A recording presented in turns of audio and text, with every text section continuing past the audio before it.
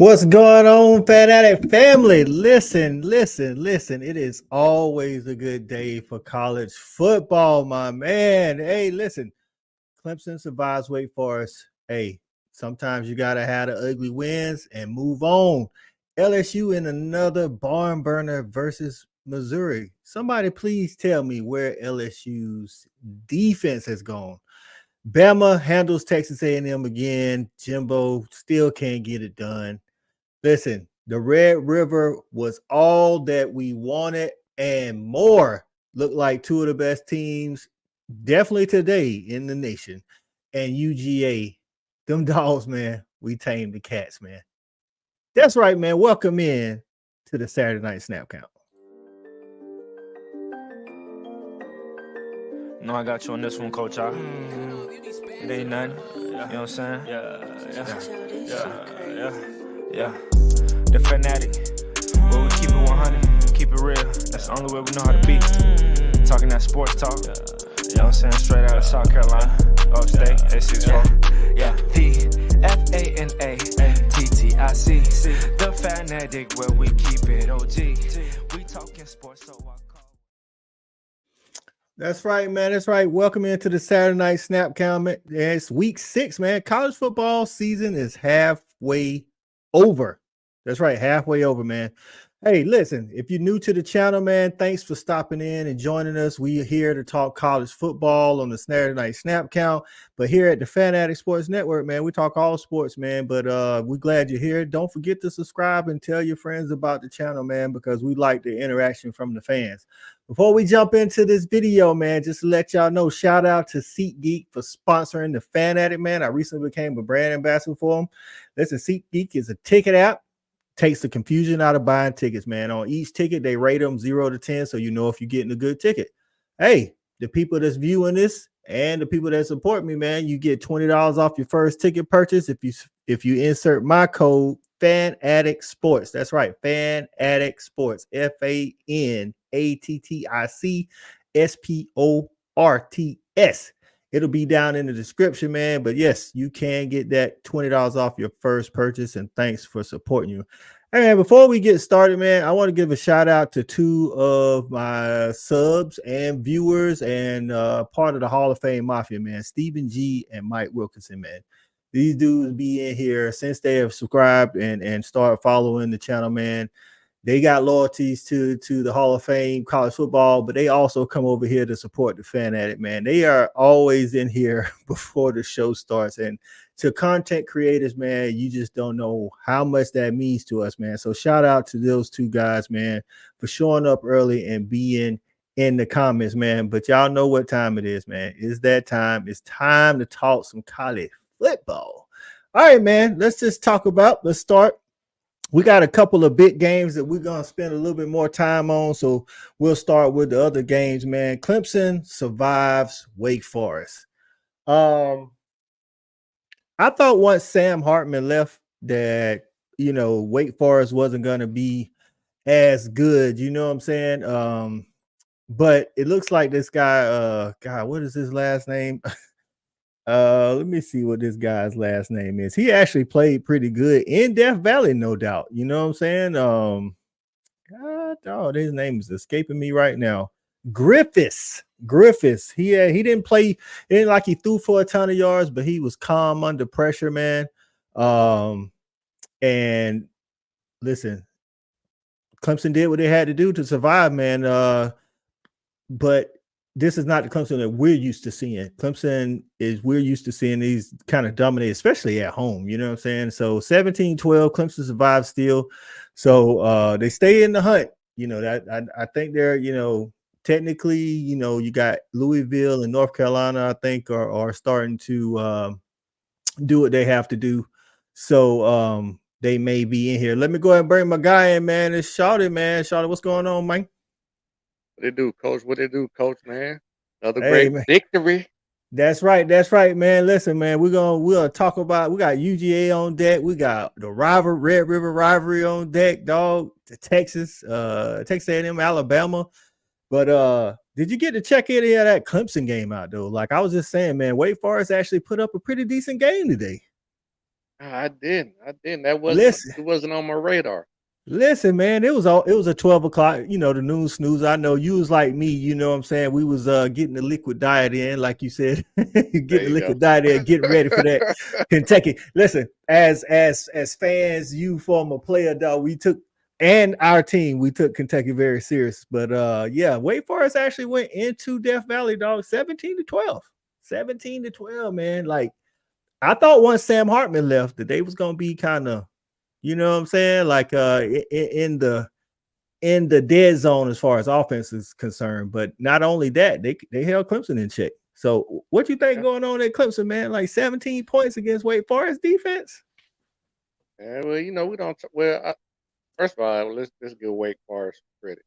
I think Okay, they have, true that. started to instill a little bit of culture there. You know, Mm-hmm. uh, so it is, if nothing else, they're gonna play sound and fundamental discipline football. That'll True keep them that. in a lot of games itself. You know what I mean? Yeah. But at the same time, it's nothing new. Like we've been talking about Dabo, man. It's we seeing the cookie crumble before our eyes with the attrition of coaches and players and his, inability to want to go through the portal and not embracing NIL. They just can't continue. You're gonna slowly fall apart. We Yeah. seeing it. We are, and he's gonna have to. What's crazy is they said it during the game. They said, not taking transfers and things of that nature. You're gonna get developed, which is true. But, bro, at certain positions, you need a little bit of help. You know what I'm saying? I mean, they got Tyler Brown. Shout out Tyler Brown, local kid here from Greenville, South Carolina. Man, still putting on. He had a little dropsies on the punt, but he putting on for a little bit. But you're right, they need some help, man.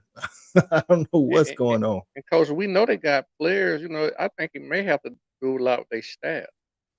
They got a young staff. I mean, inexperienced. Let's say that. I ain't gonna say young, but I want to say 6 of their major, position coaches or whatever, are like less than 3 years, though. Like you go from Brent Venables, who's now at Oklahoma. You got Tony Elliott and Jeff Scott. Tony Elliott at UVA. This is their defensive coordinator's first year. You know what I'm saying? It's getting crazy over in Clemson. Do you think they can right the ship though and get back to the point where they were, with the 6 straight college football playoffs? You know what, coach? I'm gonna say no, and the only reason I'm gonna say no, it has Ooh. nothing to do with their resources and who they are. It's who the head man is. If he Okay. refused to change or be flexible in his way, like the game don't pass them by. You have to Mm. adjust. Hey, Utah here getting trucks for 85 players. They are definitely embracing NIL. See what I'm saying? Cause like, you can't be the old man, get off my yard. You know what I'm saying? Like, well, it's good you get an education. You know what I'm saying? Like, them days over with, man. You big facts, dog. Big facts. You got the KB to get off my yard, guy, dog. You got to be like, I don't like it. Like for instance, the first year at Oklahoma, Brent Venables kind of brought that to Oklahoma, where he didn't touch the portal a lot. But then last year, he went and got some pieces, some good pieces too, and that's what it is. It's like as a good coach, even if you don't like it, like I can tell you right now, Kirby Smart don't like all this passing he has to do. He don't like that. Like, but he'll do it because he want to win more than he want to prove a point, that he can run the ball. You know what I'm saying? That shows you his adaptability.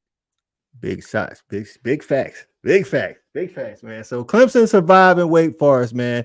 Hey, shout out to Clemson for getting the victory. They stay in the ACC race. They got 2 ACC losses, but Florida State, Louisville, and North Carolina, the only other 3 undefeated ACC teams, and that's a round robin that's going to come to fruition here late. I don't think Florida State plays Louisville, but I know Louisville definitely has to play North Carolina, if I'm not mistaken.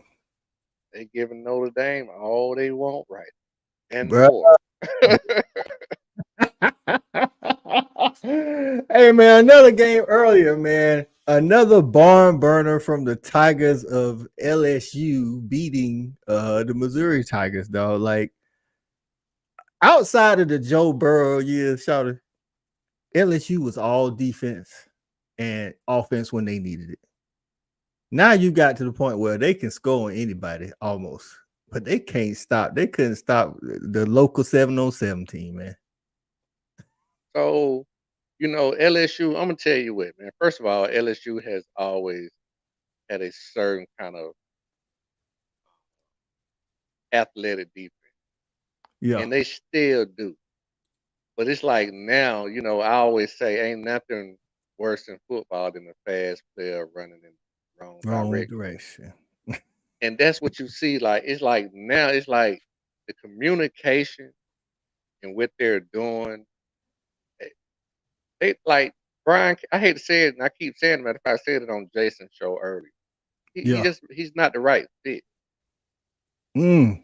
God, no. They just not a disciplined team.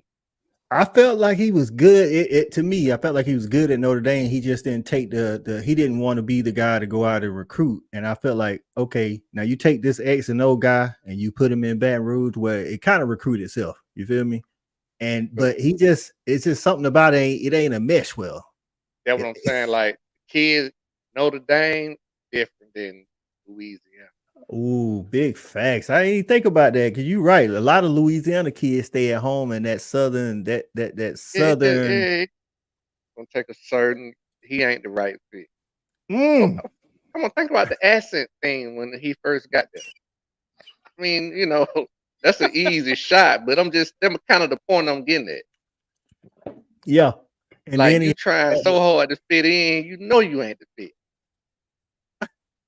So I get it. Like it's LSU as a coach. I can't say I would have passed it up, but no, I think he had a pretty decent thing going up there. Like you say, he's more of a fit at Notre Dame, even though they got their guy now, Freeman, who, like you said, he might be in a little trouble tonight, but maybe he ain't the guy. Hold on, coach. Do they?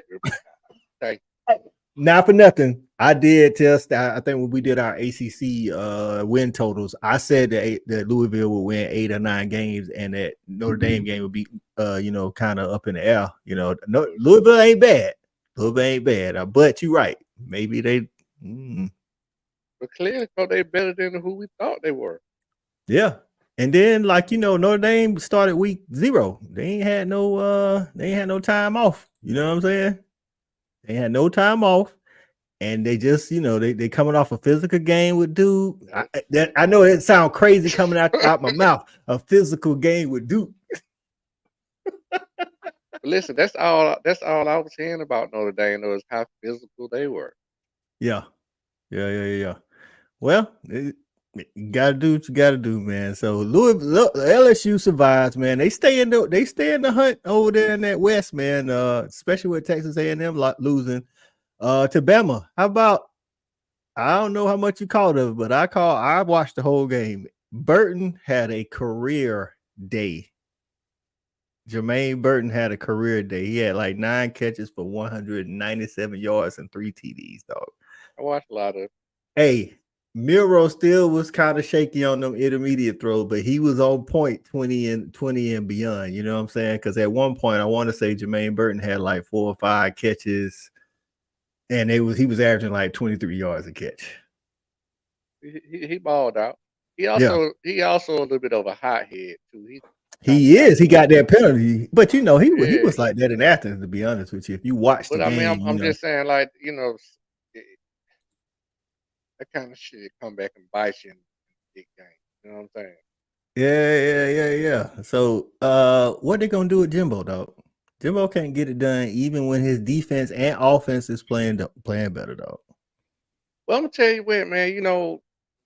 I see a lot of improvement in Texas A&M. Alabama just a better. I'm gonna tell you, Alabama just a better team. Big facts. What has happened is, what Alabama realized is you can't put that, that square peg around. They finally, yeah. They have taken their quarterback and kind of tailored the offense a little bit more towards his strength. And he still threw the ball. He still threw the ball. Like I said, you're right. They they tried to force the running, but man, they only had like, I want to say like 10 yards rushing in the first half. But Tommy Reese, their OC, was committed to trying to run, which kept Texas A&M from being able to just drop 8. And even when they was dropping 8, they had that guy I want to say it was number 28 at corner. they was just straight doing that dude. Like they They got a found their top one. 5 defense. Bama got a top 5 defense, man. They do, but Texas A&M had, I want to say they had a pretty good defense too, man. But they just couldn't find the answer for Jermaine Burton, man. You know, he had a lot of one-on-one. They played a lot of man-to-man. I felt like they should have went a little bit of zone, especially with, you know, Milroe not being super accurate. Like you don't want to go zone against an accurate quarterback, but he was like intermediate wise, he ain't Maybe that some accurate. zone fire type stuff on him. Yeah. So I'm like, you know, what's really going on over there, man? But that's on Jimbo because Jimbo calling most of the defensive plays. You know what I'm saying? So shout out to Alabama staying undefeated in the West right now. So they done beat Texas A&M. They beat Ole Miss. Now they just got Auburn, LSU, really. I think they figured it out. Bro. And it's looking like they might own that West, dog. You know what I'm saying? So right now we got Ole Miss 27, Arkansas 20. Ole Miss has the ball, 52 seconds left, 3rd and 4. So USC and Arizona have kicked it off, 3-0 Arizona. Arizona got the ball first. And then Ohio State, you probably definitely didn't catch none of that. Ohio State and Maryland, 37-17, but it was 17-17 at halftime. Ohio State figured it out in the second half. Yeah, I watched some of it. Yeah, I'm gonna tell you, I'm gonna be honest with you. Like I used to tell my boy Ben the last 2 years, you know, even before we played them in Peach Bowl, Ohio State wasn't the team that I wanted to play. You know what I'm saying? Because they had Stroud who didn't like to run but could. And I'm not saying Kyle McCord can't run, but they just don't look as scary on offense as they have been the last 2 years. It's the trigger man. Yeah. New trigger man. Hey, but you trigger man. Hey, they showed the stat. Ryan Day ain't lost, but he 50-6, dog. 50-6, but they want to get rid of him there. You know what I'm saying? So hey, it's about that sandwich. You know, I be trying to tell, metaphorically speaking, I be talking about that sandwich. Once you get, listen, they're just like us. Even we talk about, you know, how we have a certain standard. That's why we so hard on ourselves. Yeah. And Carson Beck is playing out his mind, but it just don't look right. Well, I don't know. It looked right tonight. It looked right tonight. Well, that's a whole different story. Cause, you know, but once again, because he had explosive. That's why. He was hitting long plays for touchdown. That's why it looked different.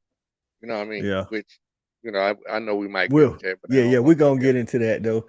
But other scores, just some other scores, man. Oklahoma State pulled out a win last night versus Kansas State. Kansas State, I thought if they had won that, they still would have been in the Big 12 race. I'm not saying they out of the Big 12 race because they got one loss outside of the Big 12, but the Big 12 gonna come down to Oklahoma and Texas if we ain't. You know, we're gonna get to that game too. Jason said that game took Gundy off the hot seat. Hey, man, I'm gonna say this about Gundy, man. If they gonna fire Gundy, they gonna fire him regardless of what's going on. Unless that dude winning national championships, ain't nothing changed from what he done already did the past 20 years. You know what I'm saying? Like, okay, so let's say like right now they are 3-2. You know what I'm saying? Let's say they went out. For I don't think they beat Oklahoma, but let's say they went out. They still 10-2. What's different, you know, about, like you said, the same sandwich, that 10 win sandwich. Like I say, they not gonna beat them, but I'm just saying, even if they was to pull a miracle and do it, well, I mean, what's different? I think they gonna fire Mike Gundy. Last time he won 10 games though? 2 years ago, I think. 2? Yeah, I think in 2021. Spencer Sanders, yeah. I think 2021 they either won 9 or 10. Yeah, that's what's crazy about it. Yeah, they was balling out of control, dog. That's what I'm saying. Like, what's different? I think they're gonna fire Mike Gundy when they tired of Mike Gundy, not necessarily his record or whatever, but that's different. You know, if it was me, hey, we pulled the trigger on Mark Rick in year 15. It's about time for Gundy to go, dog. Gundy in 19. That's what. And now the difference is, I always say this, and I don't know how much it matters, but Gundy is an Oklahoma State guy, whereas Mark Rick technically not a UGA guy. I don't know how much that matters, but yeah, I don't know if that matters a whole bunch. In 19 seasons, where he don't have maybe 3 10-win seasons, maybe 4 He's max. maybe 4 10 win, but he is a perennial 9 win guy. Like he's like Mark Rick. That's what I'm saying. That ain't gonna pay. I called it the Mark Rick of the West. But let's go ahead and talk about one of the big games from this weekend, man. We talking about the Red River rivalry. OU with the big win over Texas. Texas started out with, I want to say 2 of his first 5 passes. Ewers was picked off, and then he went on to have a pretty good game. I'm laughing at Priest. Yeah. PP. I said, shout out to Priest, man. I'm going through some of these comments now. Chicken, he said, Coach I, you owe me an apology. I did pick OU to win the game, but I do want to show a little bit of this. Hold on. I picked OU to win the game on my preview with Jason. But I also took OU in the pick'em. So that pick'em didn't have to be until Tuesday. So Tuesday I actually picked OU. But in my preview, you're right. I did pick I picked Texas to win 31-30. Sark couldn't get it done, dog. They was up 30-27. They went to some prevent style defense. Shout out to Oklahoma for just 1 minute. Like, dog, I didn't know if it took a minute. It might have been 59 seconds. Like, No, I thought they scored in like 28 seconds. That's what I said. It was less than a minute. So this is my thing, Shawty, and maybe you got a different perspective on this one. They got 2 timeouts left, right? Actually, I think they might have had 3. Texas, that is.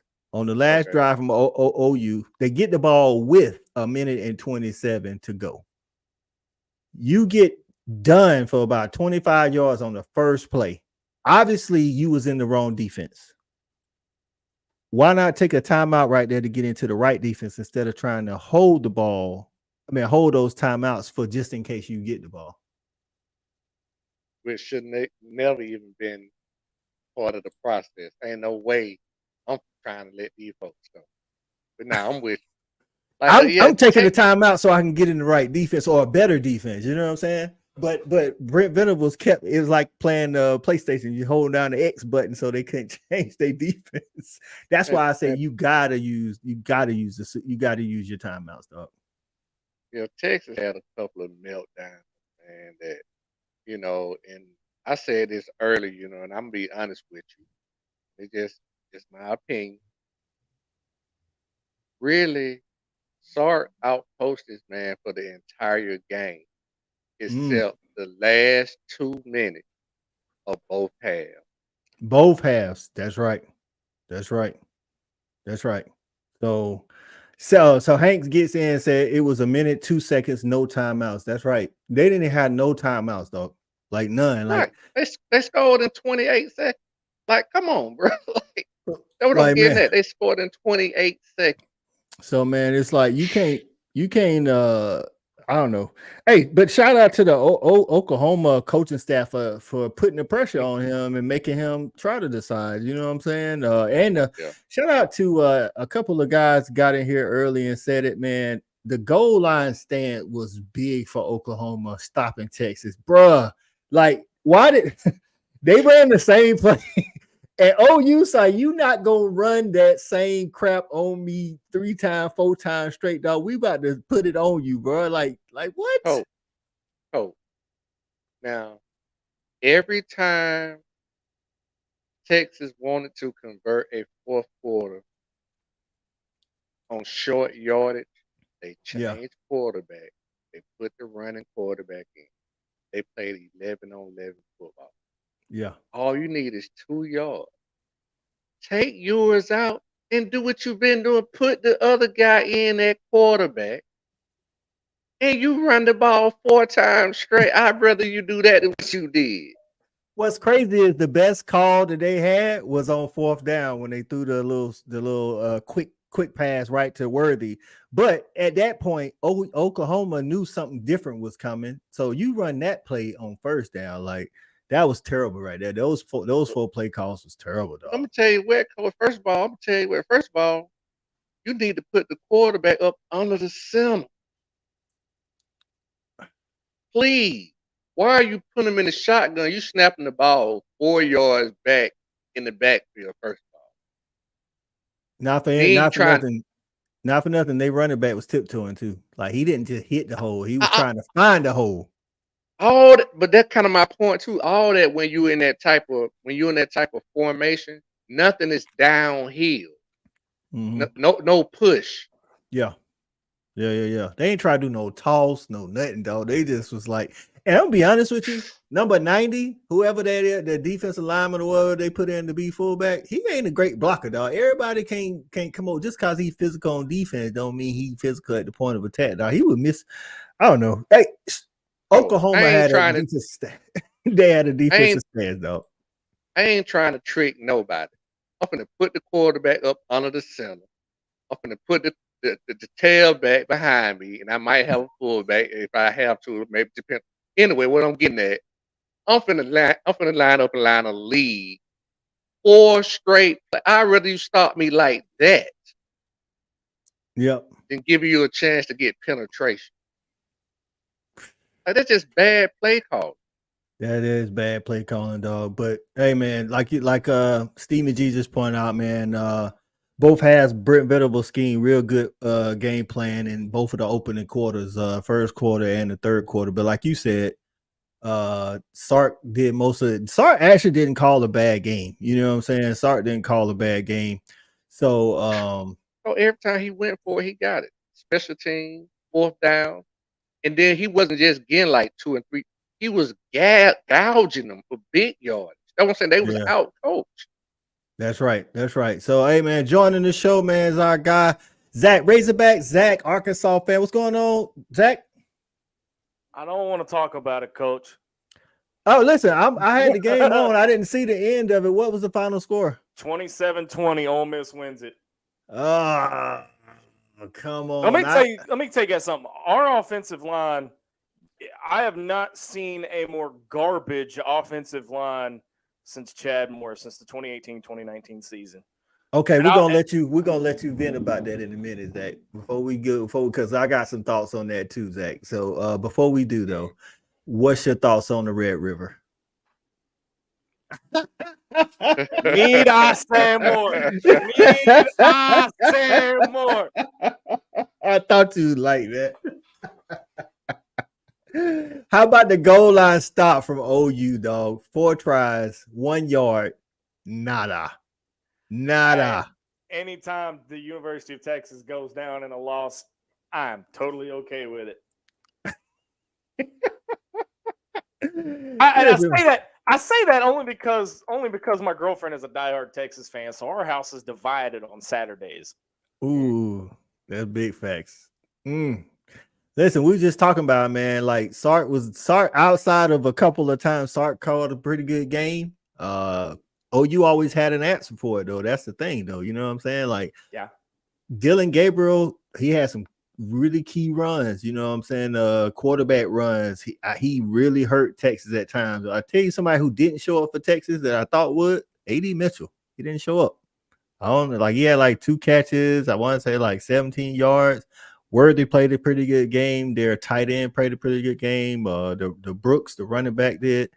But I think they needed one more guy, man, to make another play for them because they went up on Oklahoma. You know what I'm saying? I want to say they went up 10 on Oklahoma. I mean, if I'm not mistaken. It's always a good game when it comes to the Red River rivalry, and I can't wait for it to be an SEC game come next year. This is one of those rivalries, man, that you have to keep together. You can't break this rivalry up. I mean, there's so much history here that it's just you have to, and it's always been a good game. Now, I think Oklahoma was ready for this after the 49-0 whopping they took last year. So I think, there was a little bit of a vengeance factor coming into that. Yeah, that's true. That's true. What's going on, Wallace? Wallace say what's going on, dog fan. That's right. Hey man, nevertheless, Oklahoma gets back to winning ways in the rivalry. They own this rivalry in I want to say in the 2000s, pretty much overall they own this rivalry. They, took one on the chin last year, but they get back to the winning ways, and I think they set them up. Shawty, what you think about OU having a chance to run out, win the Big 12, and be in the playoffs? listen, man. You know how we always talk about it, man. It's hard to beat a team twice. And with that, the schedules align. It seems like they end up having to play Texas again. Mm-hmm. And once again, I'm not being a hater. I'm just being critical. I have no dog in the fight. Yeah. They got 3 extra possessions this game with those turnovers that they Yeah. got. I was very impressed with is it Dylan? Dylan Gabriel. Dylan He Gabriel. played good. He played I was good. I was impressed with him. And I'm gonna be honest with you. I had been kind of looking at this kid play, and I could be totally wrong. But I don't know if yours read defense because he never throws a guy open. He only hits the wide open guy. He never throws people open. I got you. And it's almost it's like, sorry, go ahead. No. I was gonna say I was agreeing with you. Yeah, you're absolutely right. I mean, he never throws a guy open.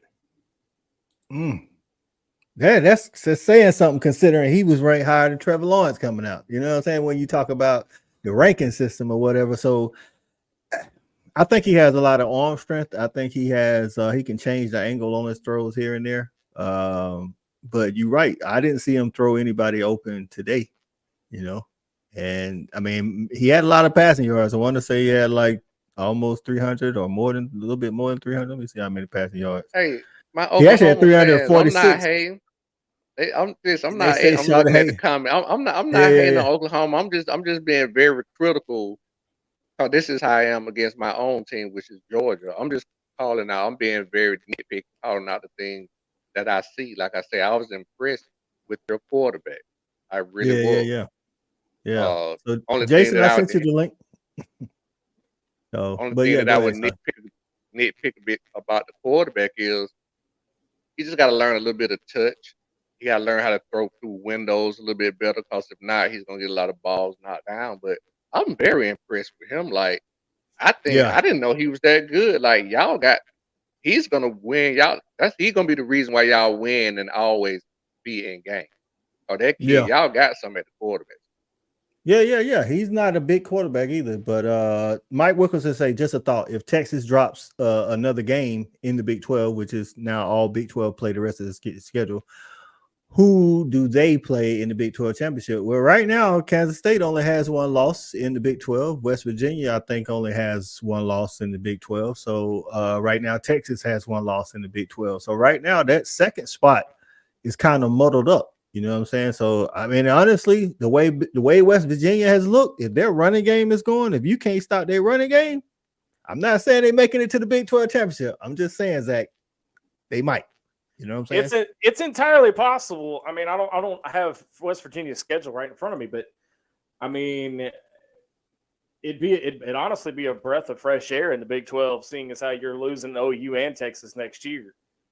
Big facts, and they haven't been to the Big 12 championship since they since they've been in the Big 12. I don't think so. How long have they been in the Big 12? But I don't know. Don't give me like, hey, Hall of Fame Mafia, y'all out there, man. How long West Virginia been in the Big 12? All right, so here's the rest of their schedule. 4 years, maybe. I think it hadn't been. It ain't been long, about 4 years, maybe. Longer than that. Maybe 4 years. It's been longer than that. Hold on, let me look. Be longer than that. Mike said, I got you look that up. I got the schedule right here. So West Virginia is his dark horse. Mike Wilkinson says, okay. How can they be better without JT Daniels? Because they got Keaton Slovis. Not Keaton Slovis. Yeah, I think Keaton Slovis. If I'm not mistaken, another one of those USC quarterbacks. The one that actually beat JT out was crazy. So here's the rest of their schedule. West Virginia's been in the Big 12 since 2012, so about 12 years. Okay. There it is. Okay, so here's the rest of their schedule. They're at Houston, winnable. Oklahoma State at home, definitely winnable. At UCF, winnable. BYU at home, winnable. At Oklahoma, where they probably take a L. Cincinnati at home, that's winnable. At Baylor, that's winnable. So right now they got one loss to Penn State and no conference losses. So even if they drop the one to Oklahoma but win out, they in the Big 12 championship. Coach, my ITHP fan base is starting to show up into the show tonight. So I see him. I'm gonna get him in there. Jason Stagg said, "What's up? What's going on, Jason? We appreciate you stopping by, my man." We got some more down here. Hold on. Adam Green said, "Did Sam resign yet?" I gotta give a shout out to Adam Green. He's one of the loudest mouths in my fan base. And Adam, I'm gonna say this. Because you know what I feel about that Sam. Yeah, we gonna all right. So we about to let's go ahead and get into it, man. Let's go ahead and get into it. So go ahead, Zach. Adam, I'm gonna tell you this. It's possible that you might see. I won't say Sam being resigning, but you'll see a coach resign before the end of the season. I promise you that. Oh yeah, it's time because that's the talk they're gonna have. Hey dog, it might not be you, but you got to get rid of a coordinator or something. I mean, it needs to be like a bad breakup in the 8th grade. It's not you, it's me. Let's get the hell up out this boy. To the DC? I don't know. I'm just saying. No, I honestly think if anybody needs to go, it needs to be our offensive line coach because he is crap. Yeah, big fact. Hold on. Listen. Before you go there, Shawty, I know you. Hold on. I know where you're going. Sam Pittman is an O-line guy, but he's not the O-line coach. And when you're an O-line coach, you get to spend all your time with the O-line. When you the head coach, you got to manage the whole team. You feel me? Like we know Kirby got his hands on the defense in Georgia, but not for nothing. We do have Glenn Schumann and Will Muschamp. You see what I'm saying? Like I'm not making excuses for the dude, but I'm just saying while everybody like Sam Pittman, an O-line guy, and I'm thinking the same thing, but he don't always get to spend the whole practice with the O-line like he did at Georgia. You feel me? I think he does. I think he should. He should. Go ahead, Shawty. I'm gonna make 2 quick points. My 2 quick points are gonna be this right here. I always say a good team and a great team always takes on the personality of their head coach. You're right. And he said, holding that's just my first point. And then my second point would be find your offensive line coach is where it's supposed to be to move the difference, to move the needle. Look, I'm gonna tell you right now, our offensive line coach. Jason says Enos. Is that garbage? Is that the O-line coach? Is Enos the O-line coach? Dan Enos is our offensive coordinator. You know, he was the offensive coordinator. Oh, okay, I got you. In 2015, when under Bielema, and what he's done is he's essentially broken KJ. KJ is not a pocket passer. He is not an Aaron Rodgers. He is an improviser like a Matt Jones or, in comparison, a Lamar Jackson. I got you. In a sense. And what Dan Enos is doing is he's not playing to KJ's strengths. He's trying to turn KJ into something that he's not. And he's practically ruined his draft stock and broken KJ to the point KJ just don't give a damn anymore. I got you. Welcome in the show, my guy, Jason from Hall of Fame College Football. Hey man, what's going on, my guy? That's right, man. You got the dub, man. You got the dub. It was a big time dub. You are in sole first place. No, my bad. You are tied for first place in the Big 12 with West Virginia of all teams. You know what I'm saying? Come in a couple of weeks, get that ass whipped. It's all right. That's right. We'll come back around to the OU Texas game. Let you get some of those thoughts out. But what you thinking about? Zach is saying somebody's going to have to go from that Arkansas staff, man. What you thinking about? Like, I mean, the O-line doesn't look good at all, bro. Look, y'all ain't gonna hurt my feelings. Go ahead. Y'all ain't gonna hurt my feelings at all. No, I think that it's pretty bad that you wasted, Rocket Sanders and Jefferson's time there, because that's probably the best backfield duo you're going to see around there for a long time. I can't imagine that, because, when I think about KJ, that guy's just a baller, and then Rocket, but yeah, with that offensive line the way it is, you're getting them both hurt the last couple of years. It's a tough way to go down. But look, man, it's not like they went over there and laid an egg against Ole Miss. Ole Miss just got They done played beating- good. Yeah, listen, they just got done beating LSU. So, you know, it's to me, I feel good about I think that Sam's okay. I don't know that it's a Sam problem as much as it is he needs to get somebody else in there for that offensive line. But I also know that Arkansas is not the same as Oklahoma or Georgia or somewhere like that, where it's that easy just to bring in. You know, you're not going out there and getting Urban Meyer to show up in town. You know, not well, maybe you could, but I doubt it. With as many buyouts as we're paying right now, I highly doubt it. And that's the other thing. If this is not a school that can really afford to pay a bunch of buyouts and stuff like that, you're going to buy out Sam now. You know, That's what I'm do saying. you not I don't remember think- what they were before he showed up? I don't think Sam's gonna get. I don't think Sam is in danger. If anything, I think he'll retire. But I want to point Would out Arkansas accept Mike Gundy? Good Lord, I would hope not. Look. I'm gonna say this right here on your show, Coach. If Mike Gundy comes to Arkansas, I will become an Oklahoma or a Texas fan first. Woo! Hey, Mike. Hey, don't you say Texas in their same sentence, man. Come on, Zach. Yeah. So Mike wants to know you got a podcast. Tell him where they can find you. I do have a podcast. It's on Wednesday nights, 6:30 p.m. on Inside the Hog Pen. You can find me on Facebook, Inside the Hog Pen, HAWG, or on the Sideline Radio Network on YouTube. Guys, I want to point out a stat from this Arkansas Ole Miss game that just really irks me. Is, you know, last year we jumped out against Ole Miss to a 42-6 lead, and Rocket went off. Rocket went off for about 250 yards. Tonight, 29 carries, 36 yards. 36 yards. That's it. It wasn't for lack of trying. Hey, Karen Spencer, shout out for Karen tuning in. She say the jukebox ain't played in a while. That's so the jukebox. For those that don't know, Sam Pittman say turn on that jukebox after a win. You're right, man. Y'all been having some tough losses. It's a tough crowd around there, isn't it? It ain't a nice fan base right now, and it does. Enos. I tried to tell the fan base earlier before the preseason. I said, Dan Enos ain't the one. Y'all quit drinking his Kool-Aid. He ain't the one.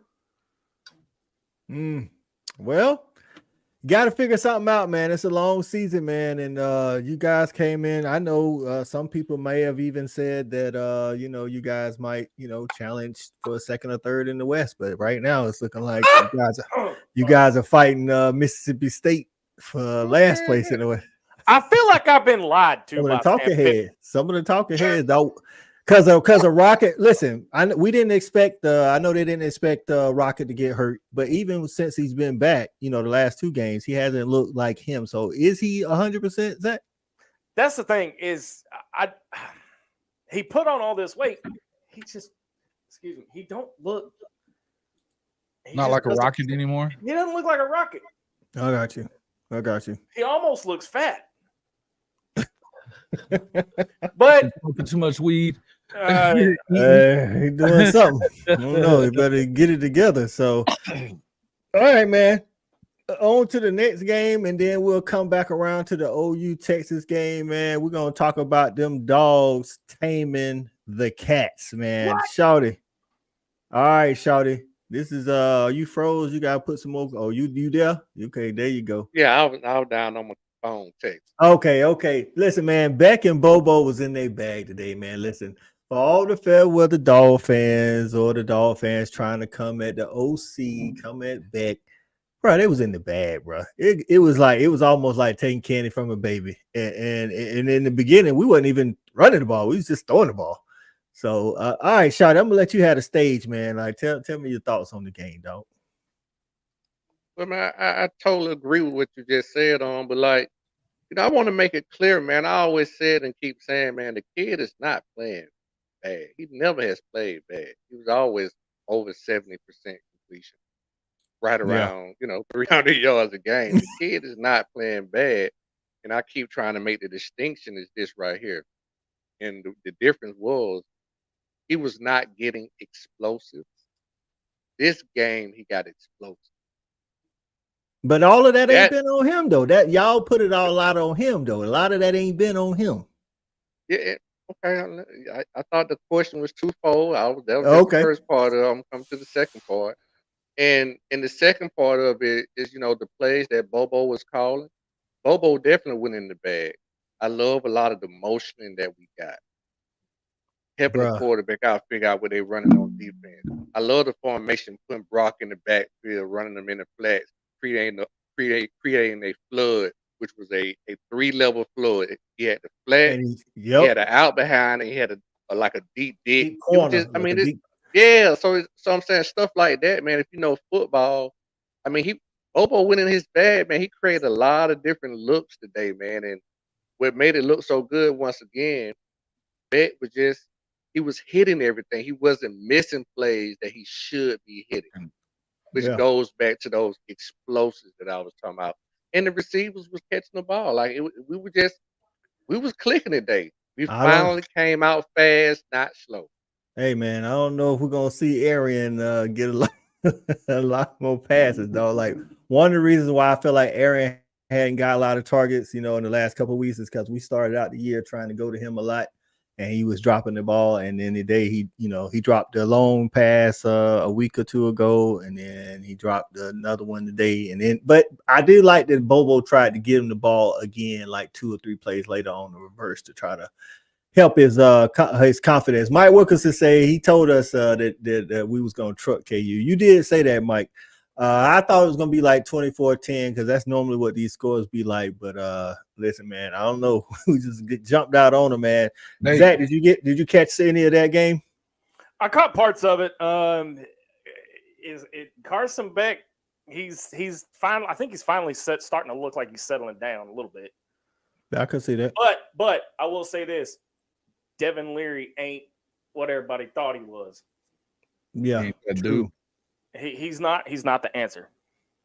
Oh, well, Devin Leary played good at NC State, but he hasn't had a ton of success at Kentucky. And I'm listen, Devin Leary definitely didn't play great, but his receivers didn't help him out none because Tavion Robinson had 3 drops, though. Like I'm talking about, like in the hands. It wasn't like he had to contort his body, just like dropping the pass, man. I think they came back down to reality. I think it also shows too, like I'm not saying that the Dogs have arrived or anything, because I think people overblow Kentucky's success over Florida because Florida beat Tennessee, who I don't think is a good team. I don't think Florida's a good team. I'm not taking shots. I'm just saying this is what I'm saying. Like we went off the edge about Kentucky putting it to Florida. And like Florida isn't a good team. So the difference is on High Top Show this morning, I said the same thing we talk about all the time. How the hell you think you're going to go into Athens and out Georgia? Big facts. Big facts. There's no damn way in hell you were going to go in there with that game plan to try to run the hell over the Georgia Bulldogs and have success there. That's exactly what the score was likely to be if that was what you were going to do.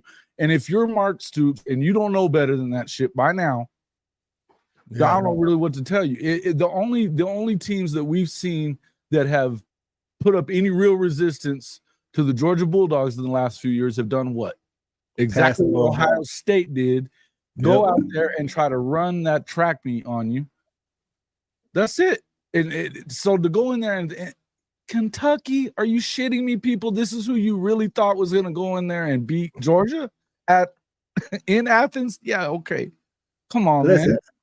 I told my friend yesterday that I wasn't as worried about the game. I call it a low-scoring game because it's normally a low-scoring game. Outside of DeAndre Swift years, it's been like a 14-point game just because Kirby kind of throttles it down and runs the clock out. Like last year, we had a decisive lead on him. We was up 16-3, and he just started running the ball. So it looked like it was closer than it had to be. But I told him, he was like, well, man, we gave up all them yards to Auburn. I'm saying Auburn was running around us. Plus, they had a quarterback that was also a threat. Right. I was like, Devin Leary he's not a threat, and they're going to try to run at us. Ray Davis, I think Ray Davis is one of the best. Don't you have to have the guys that are bigger, stronger, faster than the dudes you try to do this to? Like Ray Davis is good. I think he's one of the better running backs, if not the best in the SEC, but just trying to run at us all game long. They're not built to come from behind either. I knew if we got out to a 14-point lead that it was going to be a wrap. So, hey man, Dogs happily throttle. gave up those 14.5 points because I knew damn good and well all that hype coming in. You know better than that. Yeah. Guess what else? You know, I think I called this one too. Arizona 10-0 up on USC in the somebody early on. I think on that first drive, Caleb only had like 6 yards passing. I don't know what Arizona. It's the salon trip today. Listen, Arizona played Colorado good last week. You know, so and I think USC and Colorado kind of built a lot. A lot like similar. So it's not a shock that they're having somewhat of a success early. We'll see what USC actually can come back and do. Georgia Tech is down 17-20, 1 minute, 18 seconds left to Miami. They were picked to lose by 20. So I thought, Miami had it together, but apparently not. So Hank says, Coach I, the two best teams of the day were OU and Georgia. So honestly, if you're betting who you got right now, neutral, I don't know. I'm gonna take Georgia, of course. I think Dylan Gabriel's good, but I think where Oklahoma could get some yards and try to hurt us is because Dylan Gabriel can run the ball. We saw that with Auburn. The problem is if we play OU, we won't play OU until Kirby done figured out the RPO and the zone read. So if that's the case, yeah, at the end of the day, nah, I'm taking Georgia, dog. Now, if y'all had played us in week 2 or 3, who in Oklahoma? Can I throw a little salt in the game? Just a little salt in the game. Yeah. Hold on. Listen, we all friends. But we watched the game. Hold on, but we acting like Oklahoma didn't come back in the last minute to win this game. We just acting like y'all won down with 1 minute and 21 seconds to go. They were winning most of the whole damn game. They didn't take the lead until right before that, Shawty. That's kind of my point. I'm just saying y'all were down at the very end of the game. But y'all had to come back. The better part of that game, OU was in the lead of that. They controlled the game for most of it. Hey, look, when you have an offense like that with an offensive line like that, you're going to have some issues. But OU stepped up in the positions it was supposed to step up in. And what did Texas do? Texas did Texas shit and gagged like they do. But bottom line is, I don't want you were talking earlier about Sark out coaching BV. I don't want to hear that shit come out of you, man. You know better than that. He only got out coached the last 2 minutes of both halves. He did everything else he wanted to do throughout the game. No, except the last 2 minutes of both halves. Come on, man. Hank says this game will happen. I hope so, Hank, because if so, that means it's the first round of the playoffs or the championship. That'll be good. And I like not listen, just to play like real looking at everything. If we're gonna say they was losing to Texas the whole time, we was losing to Auburn, you know what I'm saying? Not for nothing. Oklahoma was not losing to Texas the whole time. I didn't say not the whole time, but y'all was losing early. Y'all was losing. Y'all wasn't beating them the whole time, Jason. Y'all was losing early. They was up 10. They was up 10 points. No, Oklahoma was up 10 to start the damn second half. Texas was never up. They were up right at the end of the game, and they went ahead right before let's see. No, they hardly didn't freaking lead most of the damn game. They took that lead towards the end. Look, I'm not saying that Texas didn't even play a good game because they did. They came in, they played. I was about to say, like, I thought both teams played a good game and you guys pulled it out at the end, which you should do. Like, I don't think you dominated Texas. I don't think Texas dominated. I didn't say that they dominated Texas. I said I don't think they got outcoached in any way, shape, or form, though. And you're going to talk about 7 wins, Sark outcoaching somebody? Shit. Listen, y'all won 4 minutes of that game. It was the last 2 minutes of the first half, and it was the last 2 minutes of the second half. And that's what really counted. That's just the truth. I mean, it is. Hey, well, and I'm not even talking about this whatever game between Georgia and Oklahoma. I think We're talking about a better opportunity, or Georgia's probably going to win the game Right. You know what? Y'all quarterback I would scares also me tell though. you that I wouldn't I'll want to also play tell y'all. you that I would take a flyer on OU in that game, because this is not the Georgia that we saw from last year or anything else. And Oklahoma, they're getting more and more confident every freaking time they step on. I think if the original game had been scheduled, because of what we saw happen at Auburn with the running quarterback and how they, I think it would have looked a lot like that, and Oklahoma would have had a chance to win because it would have been at Oklahoma. As we go on, though, like I don't know if the people are going to have the same success. Like if you look at Ole Miss, they got a quarterback that can run. Tennessee got a quarterback that can run. So it's giving us a lot of looks. And then the thing is, on down the line, I think you guys just played the hardest game you're going to have to play the rest of the time. Not saying that there's no doubt about that. That was the toughest game of the season for Oklahoma. And I don't know, and you I think you agree that just because Texas beat Bama didn't mean that Texas was this, like some of the other people were saying, like number one. Hey, I'm a straight shooter. If you would have asked me before today, I would have said Oklahoma would beat us. From what I've seen of Georgia and Oklahoma up until today, I would say Oklahoma would have beat us. But after today, I don't feel that way. Well, I think a lot of things changed for Georgia as far as what are you looking at that makes you not like OU all of a sudden? He didn't say he didn't like OU.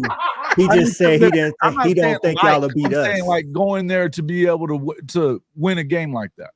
They played defense. No. They get to the football. No. Hey, I gave y'all no. I'm just saying if you would have somebody asked a question about on a neutral field who you think will win. I was just saying, if you would have asked me that question before today, I would have said Oklahoma from what I've seen of the first today that makes you think that they were so bad that they would. It was not. It didn't have nothing to really do with y'all. It was more so what I saw about us. We had a lot of people come. Yeah, we had a lot of people too come back from injury, and the offensive line definitely got a lot more push against the most physical defensive front that we've seen to this point. And I listen, like I say, if you talk again, like Shawty say, if you ask me, I'm telling you, I think OU wins if we had the original game scheduled, because of what we are seeing. Like, we lose because Dylan Gabriel can run the ball and run the ball very effectively. But now that we're getting the reason why I'm saying down the line. Wow. I'm saying down the line, if we play out in the playoffs, I don't think that advantage is going to hold true, because then Kirby will have seen it 2 to 3 more times, if not more. And I know you guys are going to get better too, but we're also like a lot of the players that's why I would tell you that I wouldn't pick Oklahoma in this game to win right now this year. 2 years from now, all bets are off. Georgia Tech just upset Miami. Wow. Dog. 23-20, 1 second to go, pending an extra point. Yeah. So Steve B gets in, says he loves OU. Right now, Georgia has the better roster, but that's because Brent's in year 2. Yep. But I love the fact OU is improving, and I think it's a close game. I'm with Steve B. I don't think we blow you guys out, but I think we ultimately got the more seasoned coaching staff. I think we got the better roster, top to bottom. And I think so, the coaching staff knows on the offense, on the Oklahoma side of it, though, enough to know that you ain't going to try to go in there and out Georgia. So they're going to give them an opportunity to go do it. They got a passing game. I told my guy that yesterday. I was like, listen, man, I don't care how the defense been looking. I don't care what Auburn did. You still not going out Georgia. That's just, I don't care who you are. You running at us. That's not going to work. Georgia either. So that's not going to work. Try to do it either. You're not going to come in 12 personnel. Yeah. So right. But look, man, this is a realistic thing, Jason, and I know you kind of touched on it. Me and you talked before the season, like if because of the schedule or whatever. But you guys may have to play Texas again, and it might be to see if you can get to the CFP. Yeah. Hey, listen, and I told you before, I know everybody keeps saying you should have, if you're going to win one, you need to win that second one. I don't agree with that. I don't think that with the schedule, the way that it is, not having that Georgia game, and then you've heard nothing, and don't think for 1 second that public opinion doesn't have a shit ton to do with who ends up in this playoff. Yeah, because it does. Now, obviously, you've got some things going on right now that that could open it up, but there ain't going to be 2 Big 12 teams. Number one, the only way Oklahoma gets into that playoff is to go undefeated and beat Texas twice. Yeah. Or to win the thing no matter what without losing. They cannot lose in the Big 12 because, hey, let's just be real here. The Big 12 is not freaking good. Yeah, the Big 12 is not good. I'd be shocked. I'd be shocked if you guys lose another one. The team that was supposed to carry the Big 12, aside from Oklahoma and Texas this season, has been beat by Missouri and freaking Oklahoma State. Well, see, sometimes I tell people to win conference championships and national championships, you got to have coaching, you got to have players, you got to have a schedule, and you got to have some fortune. And right now, you guys got that schedule that I'm talking about. Shout out to my guy, John B. Clayton, man, getting there. He said we were successful because we changed up the offensive play. John, actually, we didn't change it up. He just added some stuff to it. I know a lot of y'all don't like Bobo, man, but if you go back and watch the games, it's the same plays that Todd Monken was calling early in the season. And as the season went on, Todd Monken added plays. I mean, shout out for paying attention, to the offensive plays. But that's what great coordinators do. Like, we're not going like they find ways to tweak things here and there. And people made plays. Execution was huge tonight. Huge. I mean, whether it was Carson throwing better balls, whether it was receivers catching the ball, whether it was the offense actually getting a push in the offensive line. When we did run the ball, we ran the ball effectively. I think there was only 1-2 times where we actually got stopped behind the line of scrimmage for losses. But my guy B Shaw get in and said, man, yeah, man, they told us, man, take this upset Miami. I know, hey man, I'm about to check on my brother after we get off of here, man. He's a huge Miami fan, but he did tell me that they struggle every year with Georgia Tech for some reason that he doesn't know why. And he thought the 20 points was way too many. I think it just goes to show that they still got work to do down there in Coral Gables. Now I'm scared of Miami. Listen, man. Now you're down to, did Louisville beat Notre Dame? I think it's pretty close to being over with. Let me see. At it. Yeah, they were winning pretty big with a couple of minutes. Yeah. Let me see. Louisville did beat them 33-20.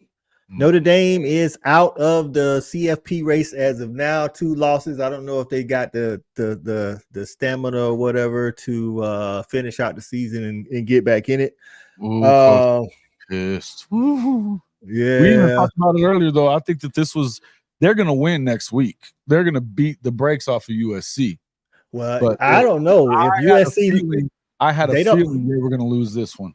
If USC could be playing like this because they're overlooking Arizona, trying to get ready for Notre Dame. Bro, they don't have a defense and they're soft. That's the problem with SC is they are soft. That's true.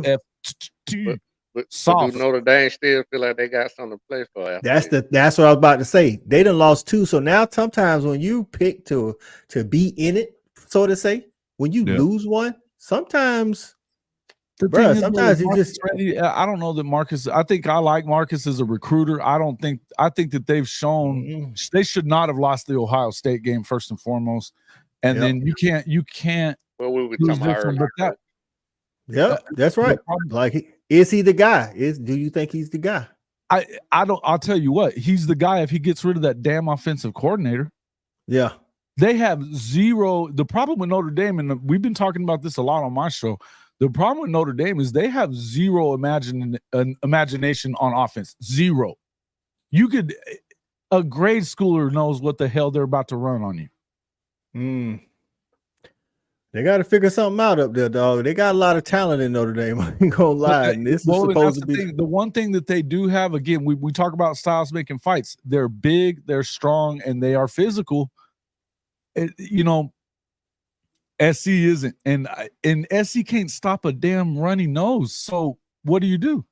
Yeah, they're going to get their ass kicked next week. And they might lose tonight. They may not lose tonight. First and foremost, they're down 17. We've seen people get fetched from 17 down a lot this season. That's why I say like it just depends on how they finish. But I'll tell you that I don't think that they're going to be. I don't think they're going to beat Notre Dame at all. I know they're not going to beat Oregon, and I think that Washington has enough defense that they probably beat that ass too. Oh well, I got Washington winning the Pac-12 before the season. I picked UCLA to beat Washington State this morning on the same show. I mean, my stuff is going real today. So Stephen G, oh, you muted, Zach. Ball game against Georgia Tech just went final. 23-20. Georgia Tech wins it. Listen, man. A good thing the Dogs won today, or they either hurt my day today, letting Georgia Tech win. Oh man, I'm gonna have to call my brother. Miami almost pulled off. Miami's almost pulled it off. They lateraled it a couple times, got down to the Georgia Tech almost 35-yard line. Dang. So Stevie G gets in and says, for me and Shawty, and then we'll let Jason and Zach get in on it too. He says, do we think OU is in a good projection of being a decently good team to in the SEC after the day? I was watching Oklahoma, recruiting wise, because SEC plays in the trenches. Brent Venables is getting a lot of guys in the trenches, especially on the defensive side. 5 blue chippers on the D-line this class coming. Yeah. So I'm like, the thing is Jackson Arnold gonna be what you think he is? That's the only question you really have. You know what I'm saying? Like I like him. I liked him in coming out of high school. But as we see with Quinn Ewers, stars don't mean anything. Sometimes Quinn Ewers plays really good. Sometimes he throws 2 interceptions to start the game. It's like, hey man, don't throw that Quinn Ewers shit on my boy before he even gets to play, dude. Don't do that to him. That shit's messed up, coach. I'm just saying, though. Like, I think you guys are on the right trajectory. The quarterback on the right trajectory is always a fluid thing. We know that as well as anybody. What I would tell you is there's a lot of people right now today, even after that game, that would love to see Jackson Arnold in the game over Dylan Gabriel. They don't like him. They don't think that he's that dude. I don't think that it's time to put him in the game yet, but he's got that kind of arm that he will throw you open. There's 2 guys that I saw in high school coming in as freshmen this season that will throw dudes open. I heard Zach talking about throwing people open earlier. The 2 dudes are Jackson and then Dante Moore.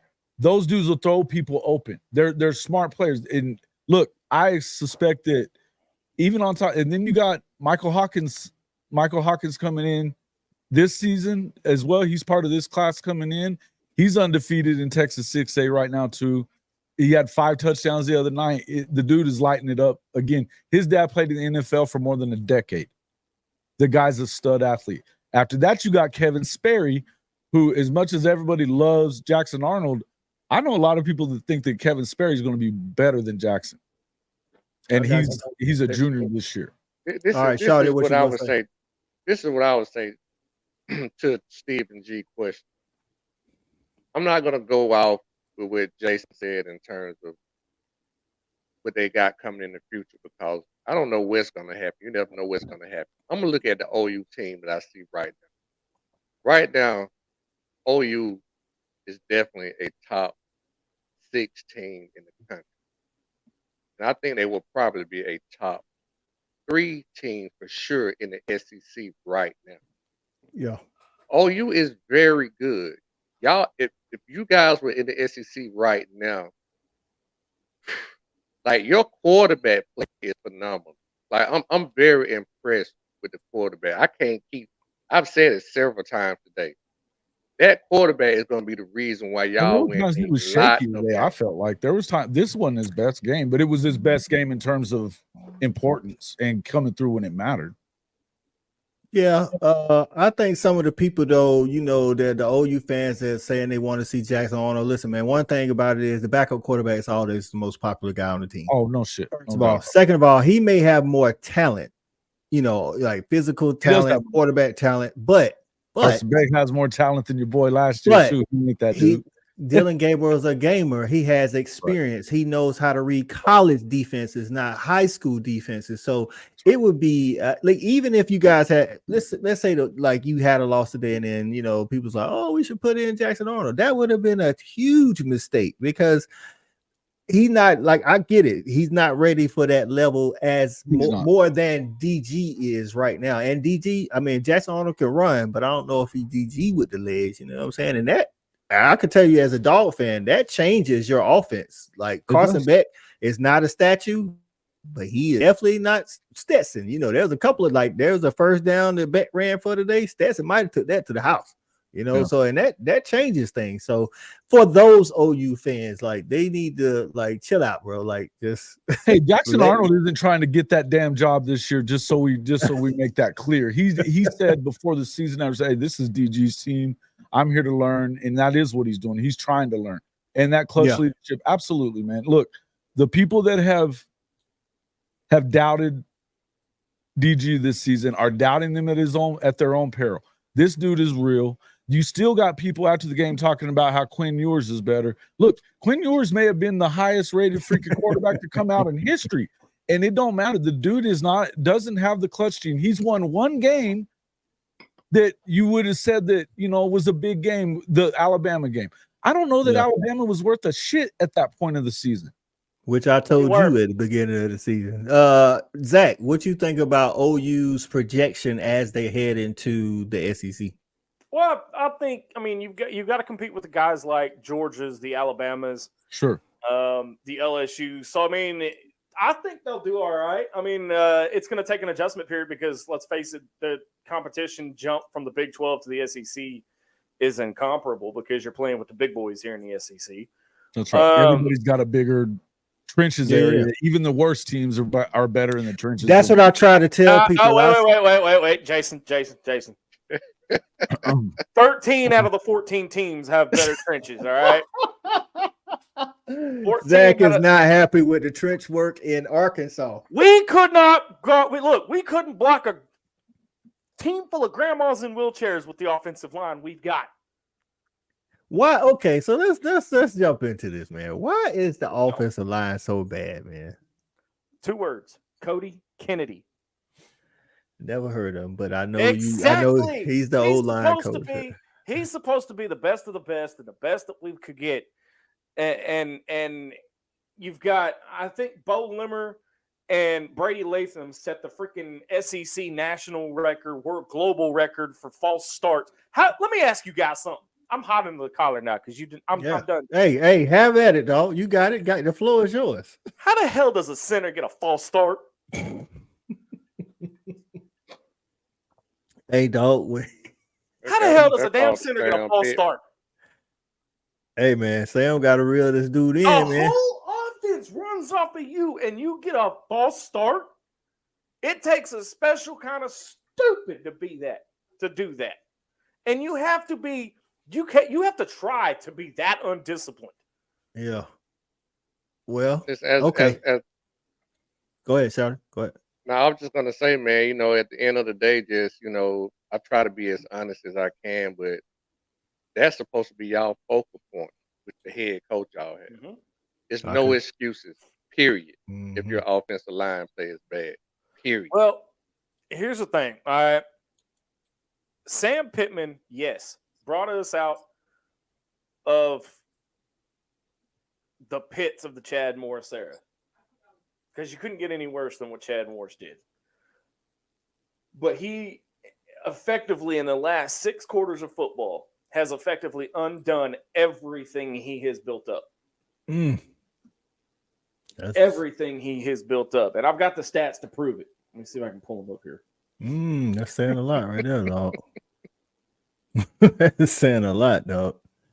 Hey, man, while he's pulling that up, if y'all in watching, man, if you're on Facebook, YouTube, man, hit the thumbs up for your boy, man. Support the channel. Wipe your feet, like Jason would say. Get them thumbs up, man. We had a lot of people watching the show tonight, man. Let's get that get the thumbs up, man. All right, so here's the stats over the last 6 quarters.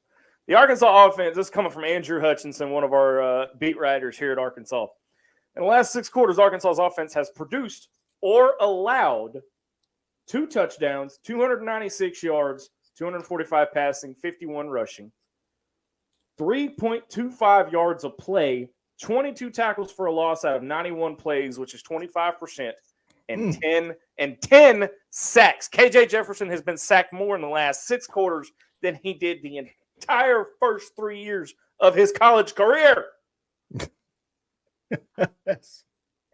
That's bad football right there, Zach. That's bad football, bro. No, Vanderbilt's playing bad football. We are trash. So Let's pull up this schedule, man, because I need to go. We need to go game by game. I get it how you feeling, I man, don't but want to do it. I don't want to do it. I don't we want to. I don't even want to we watch got it. we got to do it, dog. Like, cause we got to do it now. Y'all are 2-4, 0-3 in the SEC, man. Y'all got to win over Kent State and Western Carolina. You lost a close one to LSU at LSU, no doubt, at night. By the way, hey, the score is what it is. Y'all lost one to Texas A&M, where I don't feel like they just straight, hammered you guys, and then you lose another. So it's not like y'all getting beat down. Those at like 27-20 at Ole Miss, no doubt. Yeah, At Ole Miss, LSU. look, it was said in pregame today that you're not as good as your best day and you're not as bad as your worst day. Okay. Ole Miss is coming off a 730-yard effort against LSU. All right, Arkansas is coming off 174 yards total against A&M. They're the third worst in 20 seasons. The third worst in 20 seasons of football. Well, and there were a lot of missed opportunities. Penalties killed us this game. False starts killed us this game. Pre-snap penalties. We're undisciplined. It's not Arkansas is young. No, we're just no. Well, look, Zach, it don't get no easier next week. You got to go to Bryant-Denny to take on Alabama, but then you get Mississippi State. Coach, throw in the towel. I don't even want to go to Bryant-Denny. Throw in the towel. I don't even want to go. Okay, so let me shine some light here on maybe salvaging the season. So you got Mississippi State after that. They look like a train wreck. So and that's at home. They look better than us. I don't know. They struggle with Western Michigan today. So they struggle with Kent State. I'll beat them 28-6. All right, Jason. I was there for that game.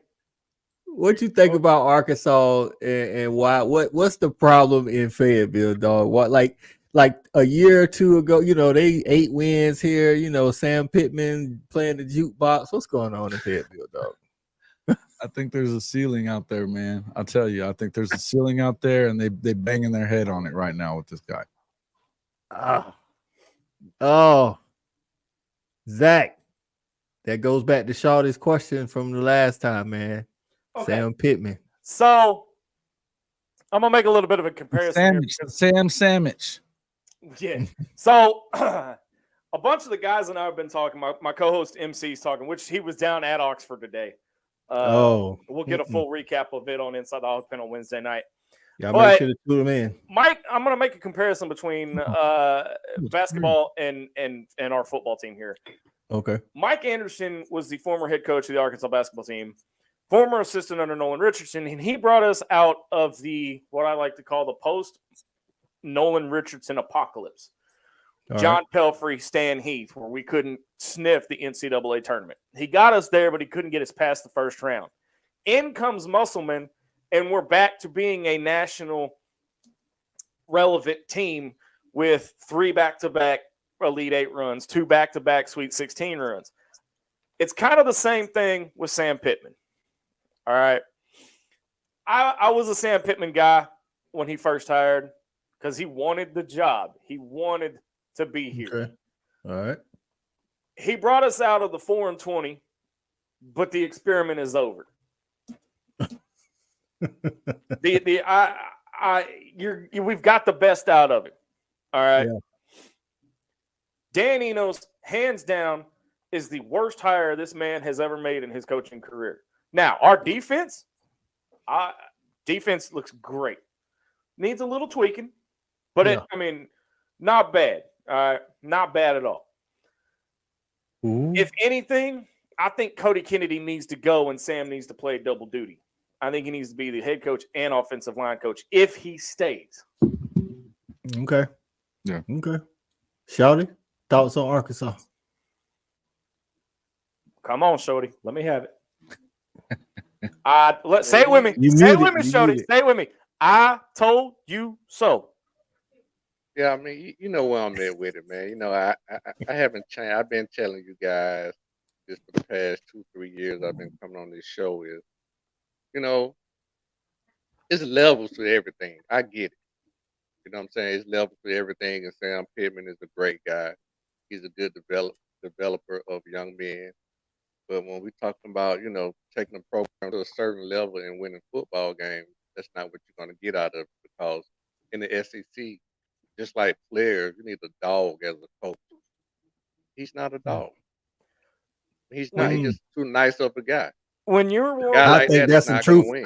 I think there's some think truth it's into the niceness. He is a no, nice I guy. 100% agree. I'll give you that. But when you're more worried about what is being said on social media, and when your offensive coordinator is more worried about emailing fans 30 minutes after a blowout loss to A&M, something ain't right here. Yeah.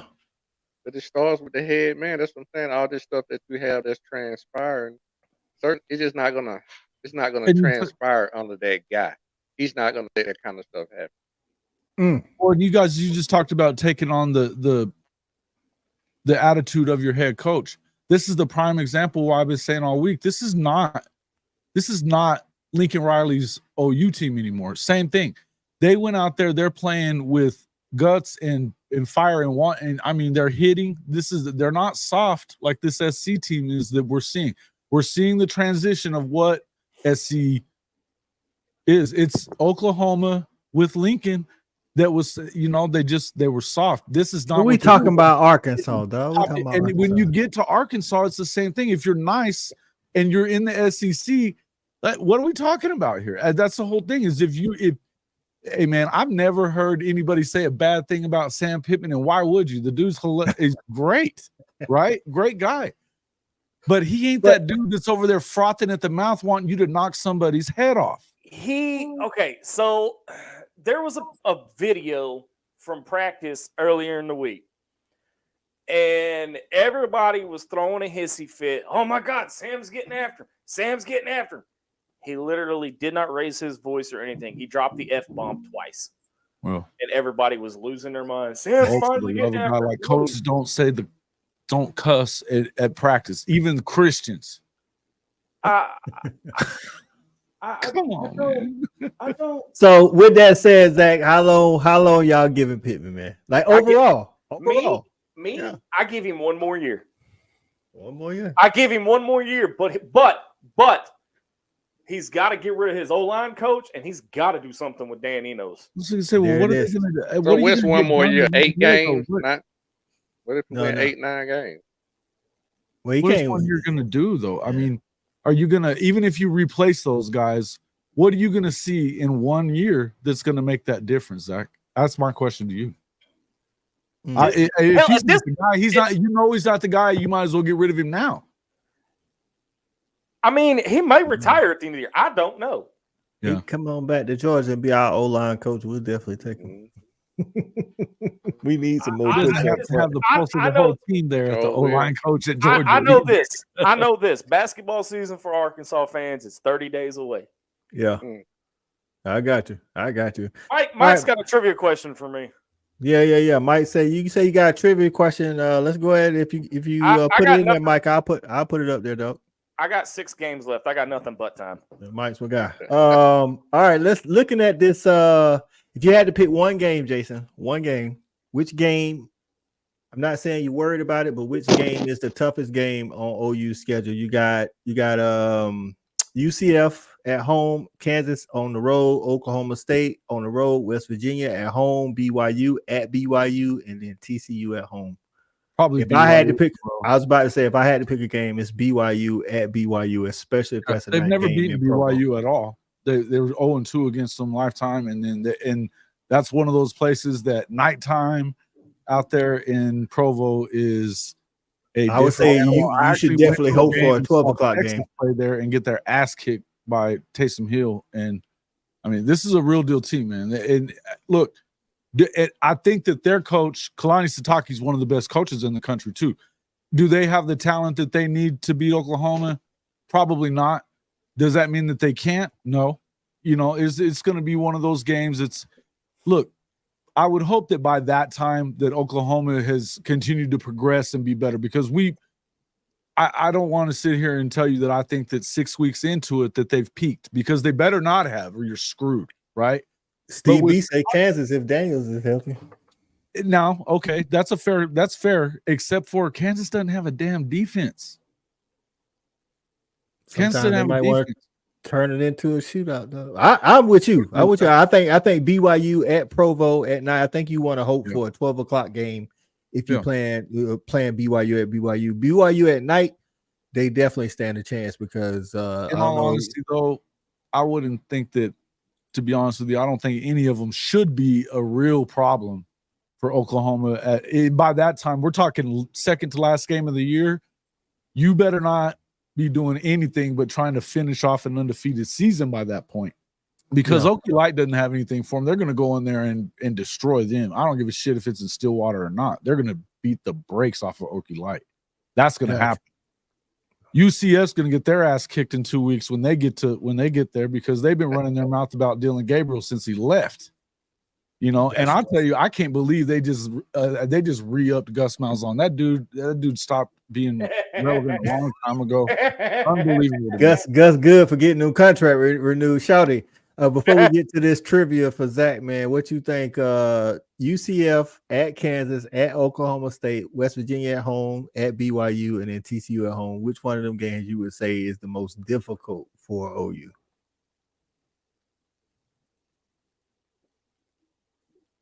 Who are you asking, Zach? No, that. Oh, run it down to me one more time, Coach.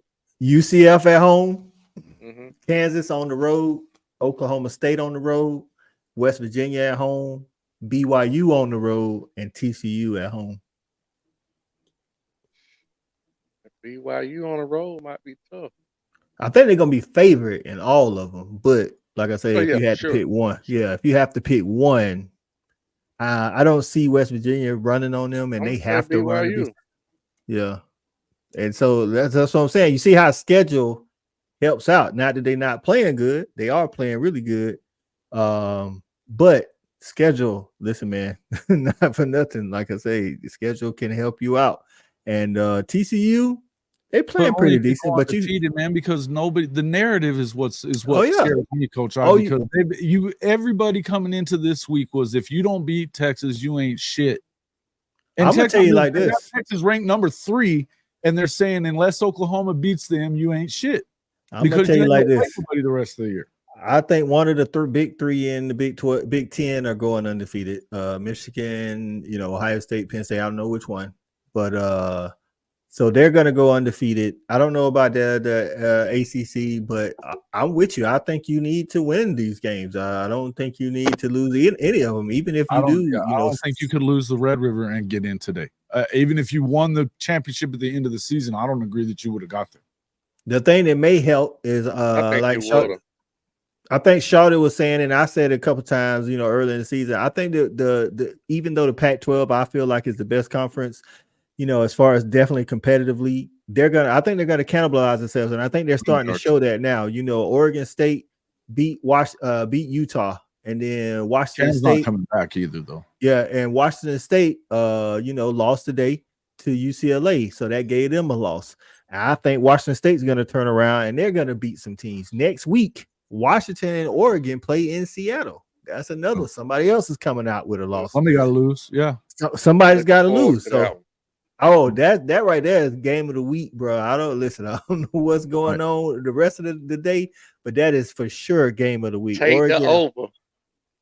I still feel like I think they're all going to probably end up with a loss, but I think that the champion should come out with one loss and should get in. Yeah. So the Chicken, how old is Chicken? Is he a teenager? No, I picked, I said it at the beginning of the show, dog. I picked Texas 31-30, and then but I think Steve G had my back, said but when it came to the money, I picked OU. So nobody owes you an explanation or something, dog. You're really getting irritating now. I'm gonna have to block you, bro. You're getting crazy. Chill out. Hey, guy, let me ask you this. So with the Pac-12, though, would they have the strongest strength of schedule between their two teams that are going to play for the conference championship? Talking about Pac-12? Mm-hmm.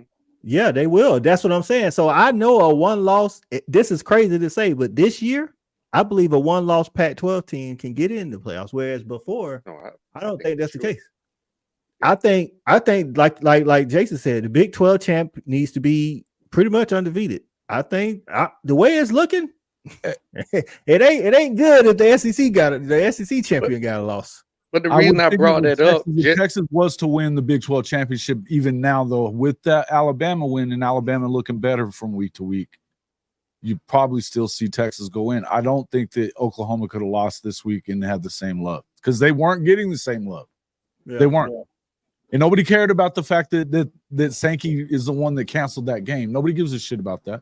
They just want to know and act like you had any choice but to schedule the guys that you scheduled after, with 1 year to get it done. Yeah. So that's what I'm saying.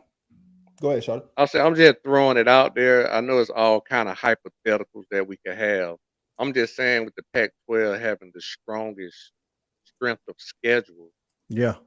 Maybe if they only had, just saying, if they had 2 one-loss teams come out their conference, they might get 2 teams just because of the strength of schedule. You talking about 2 teams? Oh, okay. You saying 2 teams? I was thinking, yeah. If they were both one loss that come out, you know what I'm saying? Like basically saying one makes it to the championship undefeated, the other one got 1 loss, and then the 1-loss team beat. I can see that. Go. I can see that, especially if, like you say, especially if the round robin happens in the Big Ten with Penn State, Michigan, Ohio State, where all of them lose one. SEC, that even if one of them was to come out undefeated and Oklahoma or would go undefeated, it still leaves 2 spots. You know what I'm saying? So I think it's gonna come down to what happens between Ohio State, Michigan, and Penn State. If they have a round robin, then that leaves the door open for those Pac-12 teams, because I mean we have to admit that overall, top to bottom, they playing the best football overall. You know what I'm saying? They got, because even if we talk about Oregon and Washington next week, you still got, Oregon State at 1 loss, you got Utah at 1 loss, you got Washington State and at 1 the loss. monkey wrench is thrown out the game. No more Notre Dame. That's normally the monkey wrench. Yep, because Notre Dame coming out for being an independent. That's and they done lost 2, and they lost to a Louisville team who, again, they still undefeated. Louisville undefeated, North Carolina's undefeated, and Florida State is undefeated. So you got the ACC. They trying to get back in it. I think. I don't know. We'll see what's going to happen. I think Florida State has the talent to stay undefeated, but will they stay undefeated? Last year they was a better team than Florida, and Florida still took them to the wire. So we'll see what happens with that this year, man. So, why is my score not updated? What's the score on the USC Arizona game? 17-7 at the half. I do believe 17-13. See, yeah. if you got in, it didn't look like you got in to me. I'm about to say I'm recording the game, so it started. Yeah, they trying to show us score. Yeah, it started from the beginning for me. It's like I didn't want it from the beginning. Oh, 17-6, right? 17-7. Y'all said 17-14, pending an extra point. Oh, well, I think USC gonna come back and win, but it's not. Oregon State is beating California 28-24. God, that's closer than it needs to be. USC just continue to find ways to slide down the rank. SC's gonna lose 4 games, fellas. They're gonna lose 4 games. I don't know about 4, but I think they good for 2. Minimum 3, bro. Minimum 3. Yeah. There ain't no way they beat Oregon. There ain't no way they beat Notre Dame in my eyes. Hell, I don't know that they can beat USC or UCLA. I don't know if Notre Dame can score enough points, though. I don't know if Notre Dame can score enough points. I like their physicality. I'm with you, but possibly, yeah. I just coordinator, you could be right about that. But I think they. I'm not saying they ain't got the talent to do it, but they're going to play the kind of game that hurts USC, though, and we've seen it. You know what I mean? We've seen this kind of game in the trenches will get you hurt. Will get Lincoln's teams hurt. It's just how it goes. Just some score rundowns for today. Michigan absolutely throttled Minnesota 52-10. Ohio State beat Maryland 37-17 after a slow start. They was 17-17. I mean, it was 10-10 at the break. Florida State handled Virginia Tech 39-17. UCLA, like we talked about, they won 25-17 after a slow start. North Carolina, man. North Carolina, this is the first time they're 5-0 since like I want to say 2000, if I'm correct. 40-7 over Syracuse. Just absolutely manhandled those dudes. Fresno State lost to Wyoming. Fresno State so up and down. Like last week, they was balling out of control. Mississippi State 41 over Western Michigan 28. Wisconsin beat Rutgers. I bet y'all didn't tune in for that snooze fest. 24-13. Virginia gets a win over in-state William and Mary 27-13. NC State wins a close one against Marshall 48-41. What else we got? Purdue and Iowa locking it up in a classic Big Ten 20-14.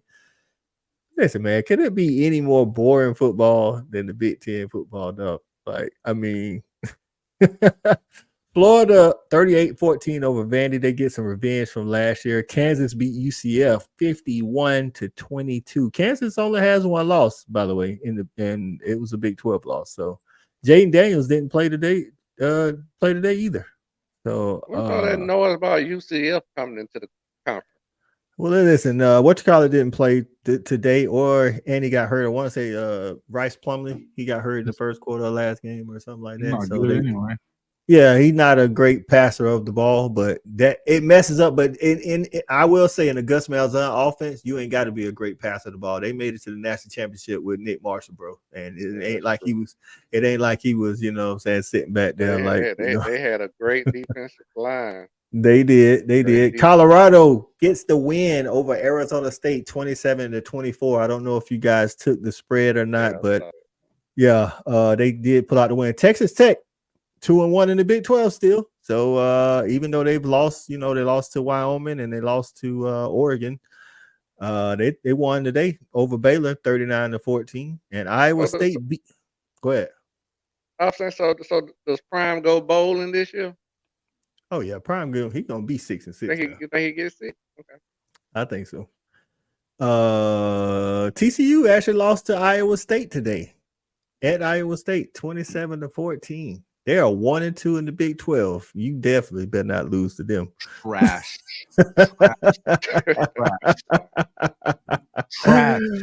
Hey, listen. All that shit Mark was talking to. Listen. What's up, Zach? You look like you're deep in thought over here. I am. Mike's kind of got me. Oh, let me go back. Let me go to I'm sorry, Mike. Let me go to the trivia question. I'm going down all of freaking. All right, so besides Barry Switzer, what other assistant from Frank Broyles' staff became a head coach at OU? No Google, please. Good question, Mike. Good question. Let's see. You had Hayden Fry, Barry Switzer, Jimmy Johnson. Was it Jim McKenzie? Barry Switzer, Jim McKenzie. Is it just one, right? Right, Mike? Let me know. I think it was Jim McKenzie. All right, let's see. I think he was only there for a year at Arkansas. Yeah, you got it. He said, yeah. He says just one. Yeah. Look at Mike digging deep in the bag. That was a good one right there. Mike, you made my head hurt for a second. I was like, Barry Switzer.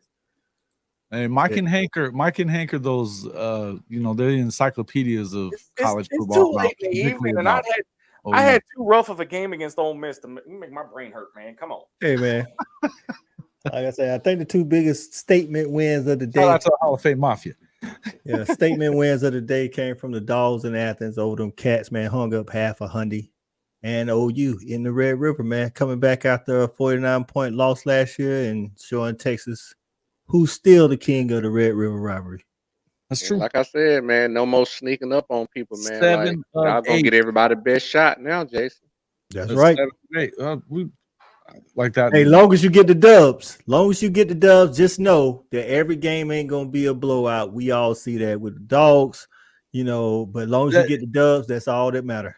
And that's some of that poisoning of the well shit too. You know what I mean? When you got used to having to win shootouts all the time, like what you see going on at SC right now, and that's exactly what they got. You're gonna have to win. And here's the thing: I say this all the time, but it wouldn't have been that way for Lincoln, where he would have won that many championships in a row, particularly if it wasn't for the Big 12 being crappy. And they've got quarterbacks out there plus a couple of defense. This version of the Pac-12 is not the same thing. I think this Pac-12 good, though. It is, especially offensively. I mean, you start looking at there ain't how many quarterbacks in that. There might be 2 bad ones. Might be. And I don't even know if they bad. I think they on bad teams. I don't know if they bad though. Right. So, and that's the thing. But when he was at Oklahoma, he happened to soul under a lucky star there, where Texas again has been irrelevant. This is 7 out of 8 years that OU has won that game. They win 149-0 when Oklahoma doesn't have a quarterback in the game, and then they sit there and then they win against Alabama, which they were not their self that game. They were breaking in new coaches and the new quarterback and everything else, and all of a sudden they have hung the moon again. I've heard that shit all week and all year, to be honest with you. That for 365 freaking days we've been hearing 49-0, and then you come out there and don't get it done. I don't want to hear excuses anymore. I don't want to hear excuses for why you can't get it done. You win the offseason championship every freaking year in the Big 12. Not the all-season championship. Listen, I'm glad you said that. When we first started doing the Respect the Hedges, Shouty told me I'm tired of winning all-season recruiting championships. True. I just want to win a game. I don't know about the rest of y'all. I just want to win a damn game. We sorry, Zach, man. We don't mean to be talking over Arkansas like that, dog. And that's why I be coming from real talk when I be saying, Jason, in terms of like, it's easy to get them, but keeping them and develop them is a whole nother story. Because trust me, I talk about that about my own team. I get tired of winning the recruiting championship every year. But the difference, what does that translate to? Yeah. Well, it's translated into back-to-back national titles. Number one. Well, finally, but we talking about beforehand. We was always like Coach Venables. What they've done has translated into continued success at Clemson with this staff. The better part of this Oklahoma staff was with them at Clemson, and look at the guys that they were recruiting, particularly this is fun. Was Hank double timing the live streams and got kicked out of Texas. This is what he does. This is why. Shout out to the Hall of Fame Mafia once again. Hey, stay over here, dog. Where you welcome, dog. Like, don't go bother them Texas people why they feel. He ran off chicken, so you got him all butt hurt. Hey, that's just one night, man. Chicken he needs to settle down for one night, dog. He can settle down. No, I told him the same thing. I agree. Yeah, he settled down. For and I love him to death. I love all these guys to death, but we can all be a little crazy at times. But here's the thing: what I was saying about Coach V and them. Look at what they've done. Not only when they got out there, they've had continued excellence in that recruiting. There's 3 guys over the last couple of years that will have been first-round picks from that defensive line at Clemson. They're continued to be very good in their recruiting over there. The offense is letting them down at Clemson and making them look a little worse than what they are because they can't stay on the damn field. I'm gonna be honest with you, dog. You right about the offense, but I'm gonna tell you what, I watch Clemson every week, dog. They not the same on defense without Venables. That guy, exactly. Wes Goodwill, he was an analyst. He's good at preparing a game plan, but sometimes in-game adjustments, you know what I'm saying, kind of have him throw. So when they let's not kid ourselves. Way far as the offensive juggernaut they was under Sam Hartman. With Sam Hartman at the helm. So when they play, I don't know, I gotta look at their schedule, but if they play somebody that can actually, have a pulse on offense, then we're gonna need to see what's gonna go on. You know what I'm saying? But me and Shawty kind of talked about it. I think we talked about coaches leaving. You know what I'm saying? Like coaches attrition is just like player attrition. I have a lot to do with it. Like they showed a stat, and Shawty's been saying it all season. They showed a stat for Georgia, man. Like all the players that we always talk about the players we lost on defense. They showed a stat today on all the players we lost on offense from last year. And there's a reason why, even though we putting up, close to 40 points a game, it still don't feel the same. You know what I'm saying? So, man, shout out to Brent Venables. Normally, in the second year, you definitely get that jump from the first year. He definitely, I said this too before But you that's came a on. huge jump, right? I mean, people didn't He realize attacked the portal. He attacked the portal a little bit more this year too. Absolutely, which is, you kind of had to. When you go 6 and 7, that shit isn't gonna fly around there for long. For all the places, and no offense to Arkansas here, but they ain't messing around with. I was about to say, if he going 6 and 6, 6 and 7, Pittman won't be there long. Get out. You got to go. If you go 6 and 7, there was a lot of people within this fan base that wanted Venables' ass gone last year, and didn't give a shit about the fact that they lost over 45 guys. 2 of them were 5-star quarterbacks. Which was the one identity that OU had. And that was what I was saying. The identity that Oklahoma's had, and this is hard for the fan base to understand. You're used to going out there and out shooting everybody. And now you're winning. You're able to win by making some defensive stops and do some stuff. And that's different. That's why some of those fans are calling for DG not to be the quarterback, because they're so used to scoring so many points. It's that's like the point I was saying. Yeah. Here's the thing about Arkansas, though, is one thing you have to understand, and there's 2 questions that came up tonight from my staff, is number one, the best seasons that Sam Pittman had were Chad Morris recruits, right? So you're saying the problem is recruiting. Here's the other thing, and I'm not knocking Sam Pittman, but if Sam Pittman's the end-all, be-all of offensive line coaches, how come we can't get a 4-star, 5-star offensive line recruit? That's because he's not coaching. This is not me digging at Arkansas, but the simple answer is Arkansas. You see what I'm saying? Like, you're not wrong. If it's a 5-star guy in the state of Texas, you think he's going to pick Texas, Oklahoma, A&M, who's got all the bag, or Arkansas? Because those are normally his choices. Well, and this is the thing, and I said this on Twitter earlier tonight. I think it's the coach that's at Arkansas. Recruiting starts with Sam. Why would you go to Colorado where it's cold as hell? That's true, but he's okay. So listen, you're right, but Deion's getting 5-star DBs because Deion played DB. He's good at coaching DBs. He's not getting 5-star receivers. He's not getting 5-star running backs.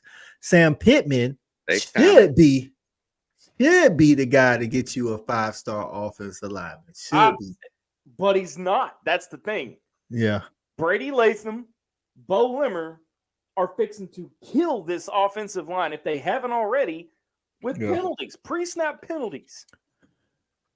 It's like Sam Pittman is a guy, I think you like him because he's a good guy, but you start to love him when you play for him. Whereas Deion, it's like when Deion walk in, because you brought Colorado, when Deion has a presence about himself. Like, people, he just walk in and he just got this. I guarantee you ain't an assistant on Deion's staff that jumps on his email and starts emailing fans 30 minutes after a freaking game. I bet you he didn't do it when he got blew out by Oregon. I don't know. But since we talk about coaches, man, Stephen G got a question for us. Stephen G says, is Brent Venables the first half of the season coach of the year? I'll go first. I think it's Deion. Honestly, even though he took it on the chin or to Oregon, and then but he should have almost beat USC, came back from 41-13 or whatever. Plus he literally built a team. Though. They didn't look great today. They won. But that's all that matters. That's all that matters. They won. They got a dub, and you got to think of where they came from. It's bad, and I know you guys was 6 and 6 last year and then lost the bowl game or whatever, but this is the thing. You still started in a better place than Colorado started. And Deion, for me personally, it's hard to see somebody having a bigger improvement than Deion. Now, I'll let you guys go. Shawty, what you think? No, you hit it on the head when you just comparing apples to apples. You're talking about a team that won one game the previous year, a place that was considered to be barren. Oklahoma, is not a barren place. Now, they're going through transition, but they're Right. not barren, and it was never barren. The resources, and so I mean, it's just compare apple to orange when you're talking about that. So with That's right. Dion to come in and win, already 4 games, that's a Yeah. 300%. You know what I'm saying? So with that being said, yeah. So first half for sure Dion, but Brett, but I think Jason mentioned it earlier, like with the turnaround that he has done though, Oh yeah, it's from been year good. 1 to year 2. Now that's amazing in itself too. But it seems like, and it should be more doable at a place like Oklahoma than Colorado. Yeah, I think when you take those kind of factors in, that's what did it for me with Colorado. What about you, Zach? Is Brent Venables the first half of the season coach of the year? Well, everybody's going to say Dion because here's the thing. He flipped his roster. He had the largest roster turnover in NCAA history. So nobody had tape on him coming into the season. So, yeah, he's going to be the coach of the year. But Brent's not too far behind. But how about, and I'm going to vomit a little bit when I say this, how about Eli Drinkwitz at Missouri? Until today. Until today. I would have been with you until today. If they had pulled out that win today, Missouri been 6-0, I would have been right there with you, dog. I could have seen that. I mean, you could say Mark Stoops because they're 4-1, 5-1. But they've done that before. I was gonna say they've done that a time or two. But yeah, I'd put Dion at 1. But I mean, if you're talking like established, I mean, yeah, you're gonna go Brent Venables, hands down. All right, Jason, same question. I mean, as an OU guy, yeah, because of what he had to come back from a year ago. Do I think that I agree with you kind of as far as Coach Prime is concerned? With the turnaround that you've done there at Colorado is good. I wouldn't have a problem with you making it him.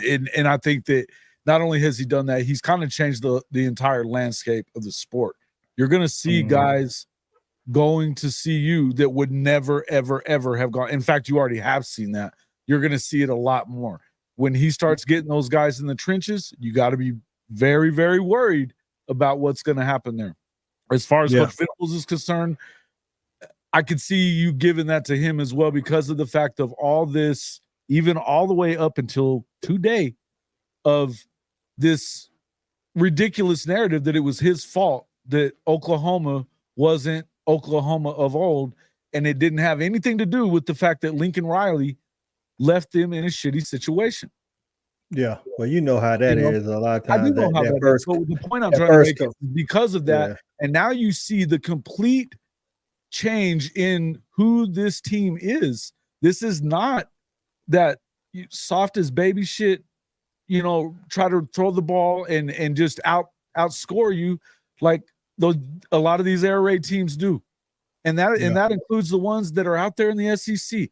As much as I love Josh Heupel, he's got the same damn thing going on at Tennessee. Hey, can I ask you a question, Jason? And it's almost rhetorical, but it's not. Before you get into it, Charlotte, let me give a shout out to John Russell, man. He said, "What's good, fellas?" He said, "Get the likes and subscribe up for great content." He said, "Better than Fox or ESPN." We appreciate the kind words, John. Yes, sir. Thank you, John. So what I would ask the question I'm going to ask Jason, like I say, it's almost rhetorical, but it's not. Because what I'm going to say is, like, what if this game was lost today by 3 points?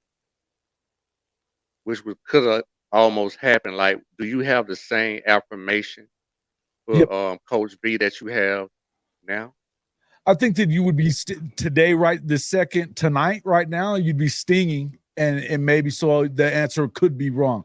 Tomorrow, a week from now, you might end up with the same answer. But right now, you're seeing the Red River game. You're pissed off. You don't want to lose this game. I think what Jason said is true. I think the win tonight helps you see it right now. If you lose tonight, some people wouldn't be able to see the progress that he's made because he's made progress regardless of whether he beat Texas tonight or not. And if it's a 3-point loss, which is what it would have been had they not gone down there and won the thing, you probably would have found fault in it. And there's that. Listen, they didn't call a perfect game. And for that matter, the players didn't play a perfect game either.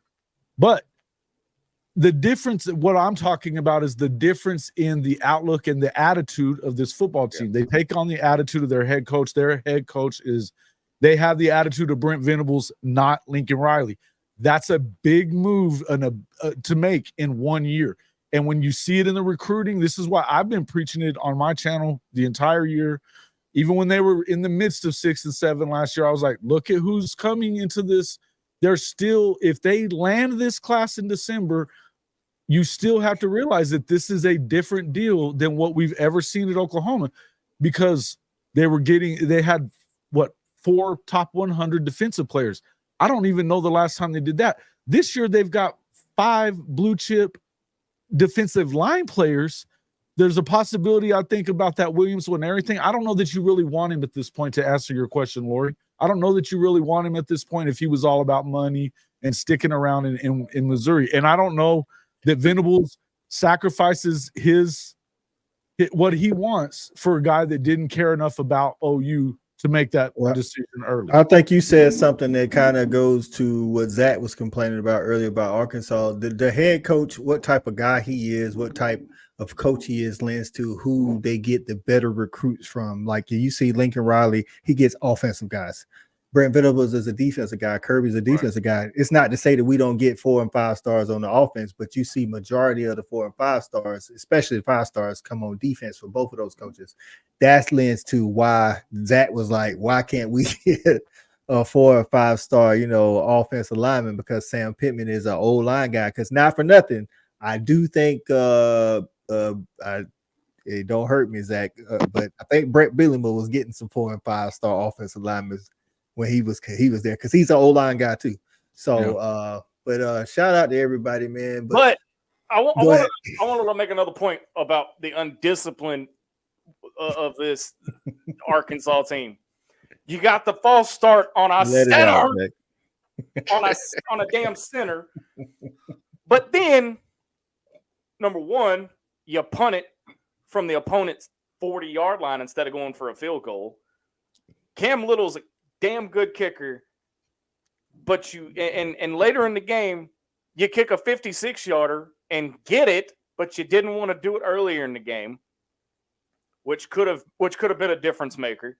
Number 2, on special teams, you line up for a punt, you call timeout, and then you turn around and have 12 guys on the field after the timeout. Bro, that's terrible. That's like in basketball, bro, coming out of timeout and then getting a 5-second call, bro. That's just I mean, you're absolutely right. I mean, coming out of timeout, get the leg game. Yeah, bro, that's bad. That's on the head. That's Lewis is unlike Pittman. That's definitely on the head, man. Well, I mean, and it's all on Pittman at this point. It's all on Pittman at this point, unfortunately. Sound like he's tired of this sandwich. It do, man. Listen, man. It sounds like you about tired of that sandwich. I just want to win a freaking game. Yeah. But unfortunately, I think at this point in the season, you're halfway. Everybody's like, well, if you win, all of that goes away. No, it doesn't. Yeah. No, it doesn't. It's too late in the season for anybody to go, hey, we won. Okay. We're still in the bottom. I mean, we're literally at the bottom of the SEC West again. And I feel like I've been lied to by Sam Pittman when he said on his opening press conference 4 years ago, the days of Arkansas being a national embarrassment are over. Dang. Dude got jokes. Hey, man, I want to thank everybody, man, for showing up. Just before we get out here, shout out to SeatGeek for sponsoring the Fanatic Sports Network, man. I recently became a brand ambassador. Yeah, man. SeatGeek ticket app. It takes the confusion out of buying tickets, man. On each ticket, they put a score of 0 to 10, so you know if you're getting a good deal or a bad deal. Anybody watching this show or anybody following, man, use the code FANATTICSPORTS, man. You can get $20 off your first ticket purchase, man. You can support the channel by doing that. If you're going to go to the game, why not use SeatGeek anyway, man? Shout out to my guys here for always joining the show and joining tonight. Even Zach, who had to come on here and vent. Hey, this is a space on Saturday Night Snapchat. You can get your venting out, my man. So before we leave, shout out to the Hall of Fame Mafia, man, and all the Fanatic fans, man, and the Razor, the Inside the Hog Pen fans that joined us as well, man. Before we get out of here, Zach, tell them where they can find you, my man. Find me Wednesday night, 6:30. Me and my buddy MC break it all down. Inside the Hog Pen on Facebook, HAWG, and on Twitter at Sideline Radio Network. That's right, man. Y'all make sure to go over there and subscribe to the channel, man. Catch them on Facebook or YouTube. Shout it. Tell them where they can find you, bro. Shout out to Mike Wilkerson, man. You sound like a good man that, it'd be good to have a glass of whiskey with, man. I'm telling you, man, like some good old bourbon. Hey, man. Hey, Mike, I'm telling you now, man. Hit me up with them trivia questions. I even if I get them wrong, man, keep them coming. I like it. I would like to sit down with Mike and just, just listen and be a sponge and just kind of absorb with some of the stuff you got to say. But yeah, man, you can find me on Wednesday nights on YouTube at 9:30. Just my damn opinion. I tell everybody they like assholes. Everybody got one, and I got one too. So with that being said, yeah, catch me on YouTube 9:30 Wednesday night. There it is, man. Jason, let the people know that it's not Hall of Fame where they can find you. Hey, man, shout out to the Hall of Fame Mafia. Love you guys, all you guys, and I love this channel, man. Everybody knows that I got my toothbrush over here so I can come and hang out here. Zach, we got to get you back on the show this week, brother. Come on in see us on Tuesday if you want to. If you got time, yeah, man. Send me a link. I'll join you. Okay. But yeah, hey, listen, guys, you can always find us at CFB-pod on YouTube, HOFmedia.us, our website. It'll take you everywhere we are. And as you can see right up there on the screen, it's at JW_HOF on Twitter if you want to get into mixing it up with me a little bit on there, which I, for whatever reason, like to do. But hey, listen, Coach, thanks so much again for, having me on. I enjoyed this community that we're I feel like we're all kind of building this thing up together, and exactly. I love this thing all the time. I would love to, I'd love to get some of our guys, all of our audience members that are so loyal to us. And I really think we ought to kind of hang out somewhere. We got to go and do some kind of summit for this group of guys that gets together and talks ball all the time. We could bring Stephen Coleman. You missed out. Some of you guys missed out on that today, having Stephen Coleman, former Oklahoma defensive tackle, played for Coach at Dallas Skyline. He's been on the show the last couple of days. Love to get some of everybody together and kind of just talk ball and mess around, have a couple of drinks of that bourbon, and it'd be a lot of fun, man. I think it's something we need to work on, Coach I.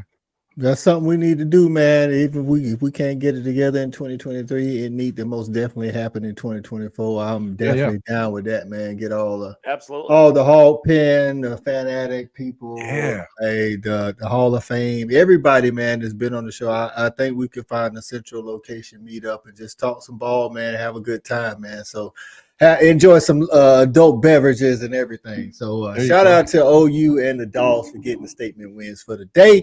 From my guy Jason Watkins, man, at Hall of Fame college football, that just his damn opinion. That's right. And Razorback Zach inside the Hall Pen, man. I'm Coach I. This is the Saturday Night Snap Count on the FANATTICSPORTS Network.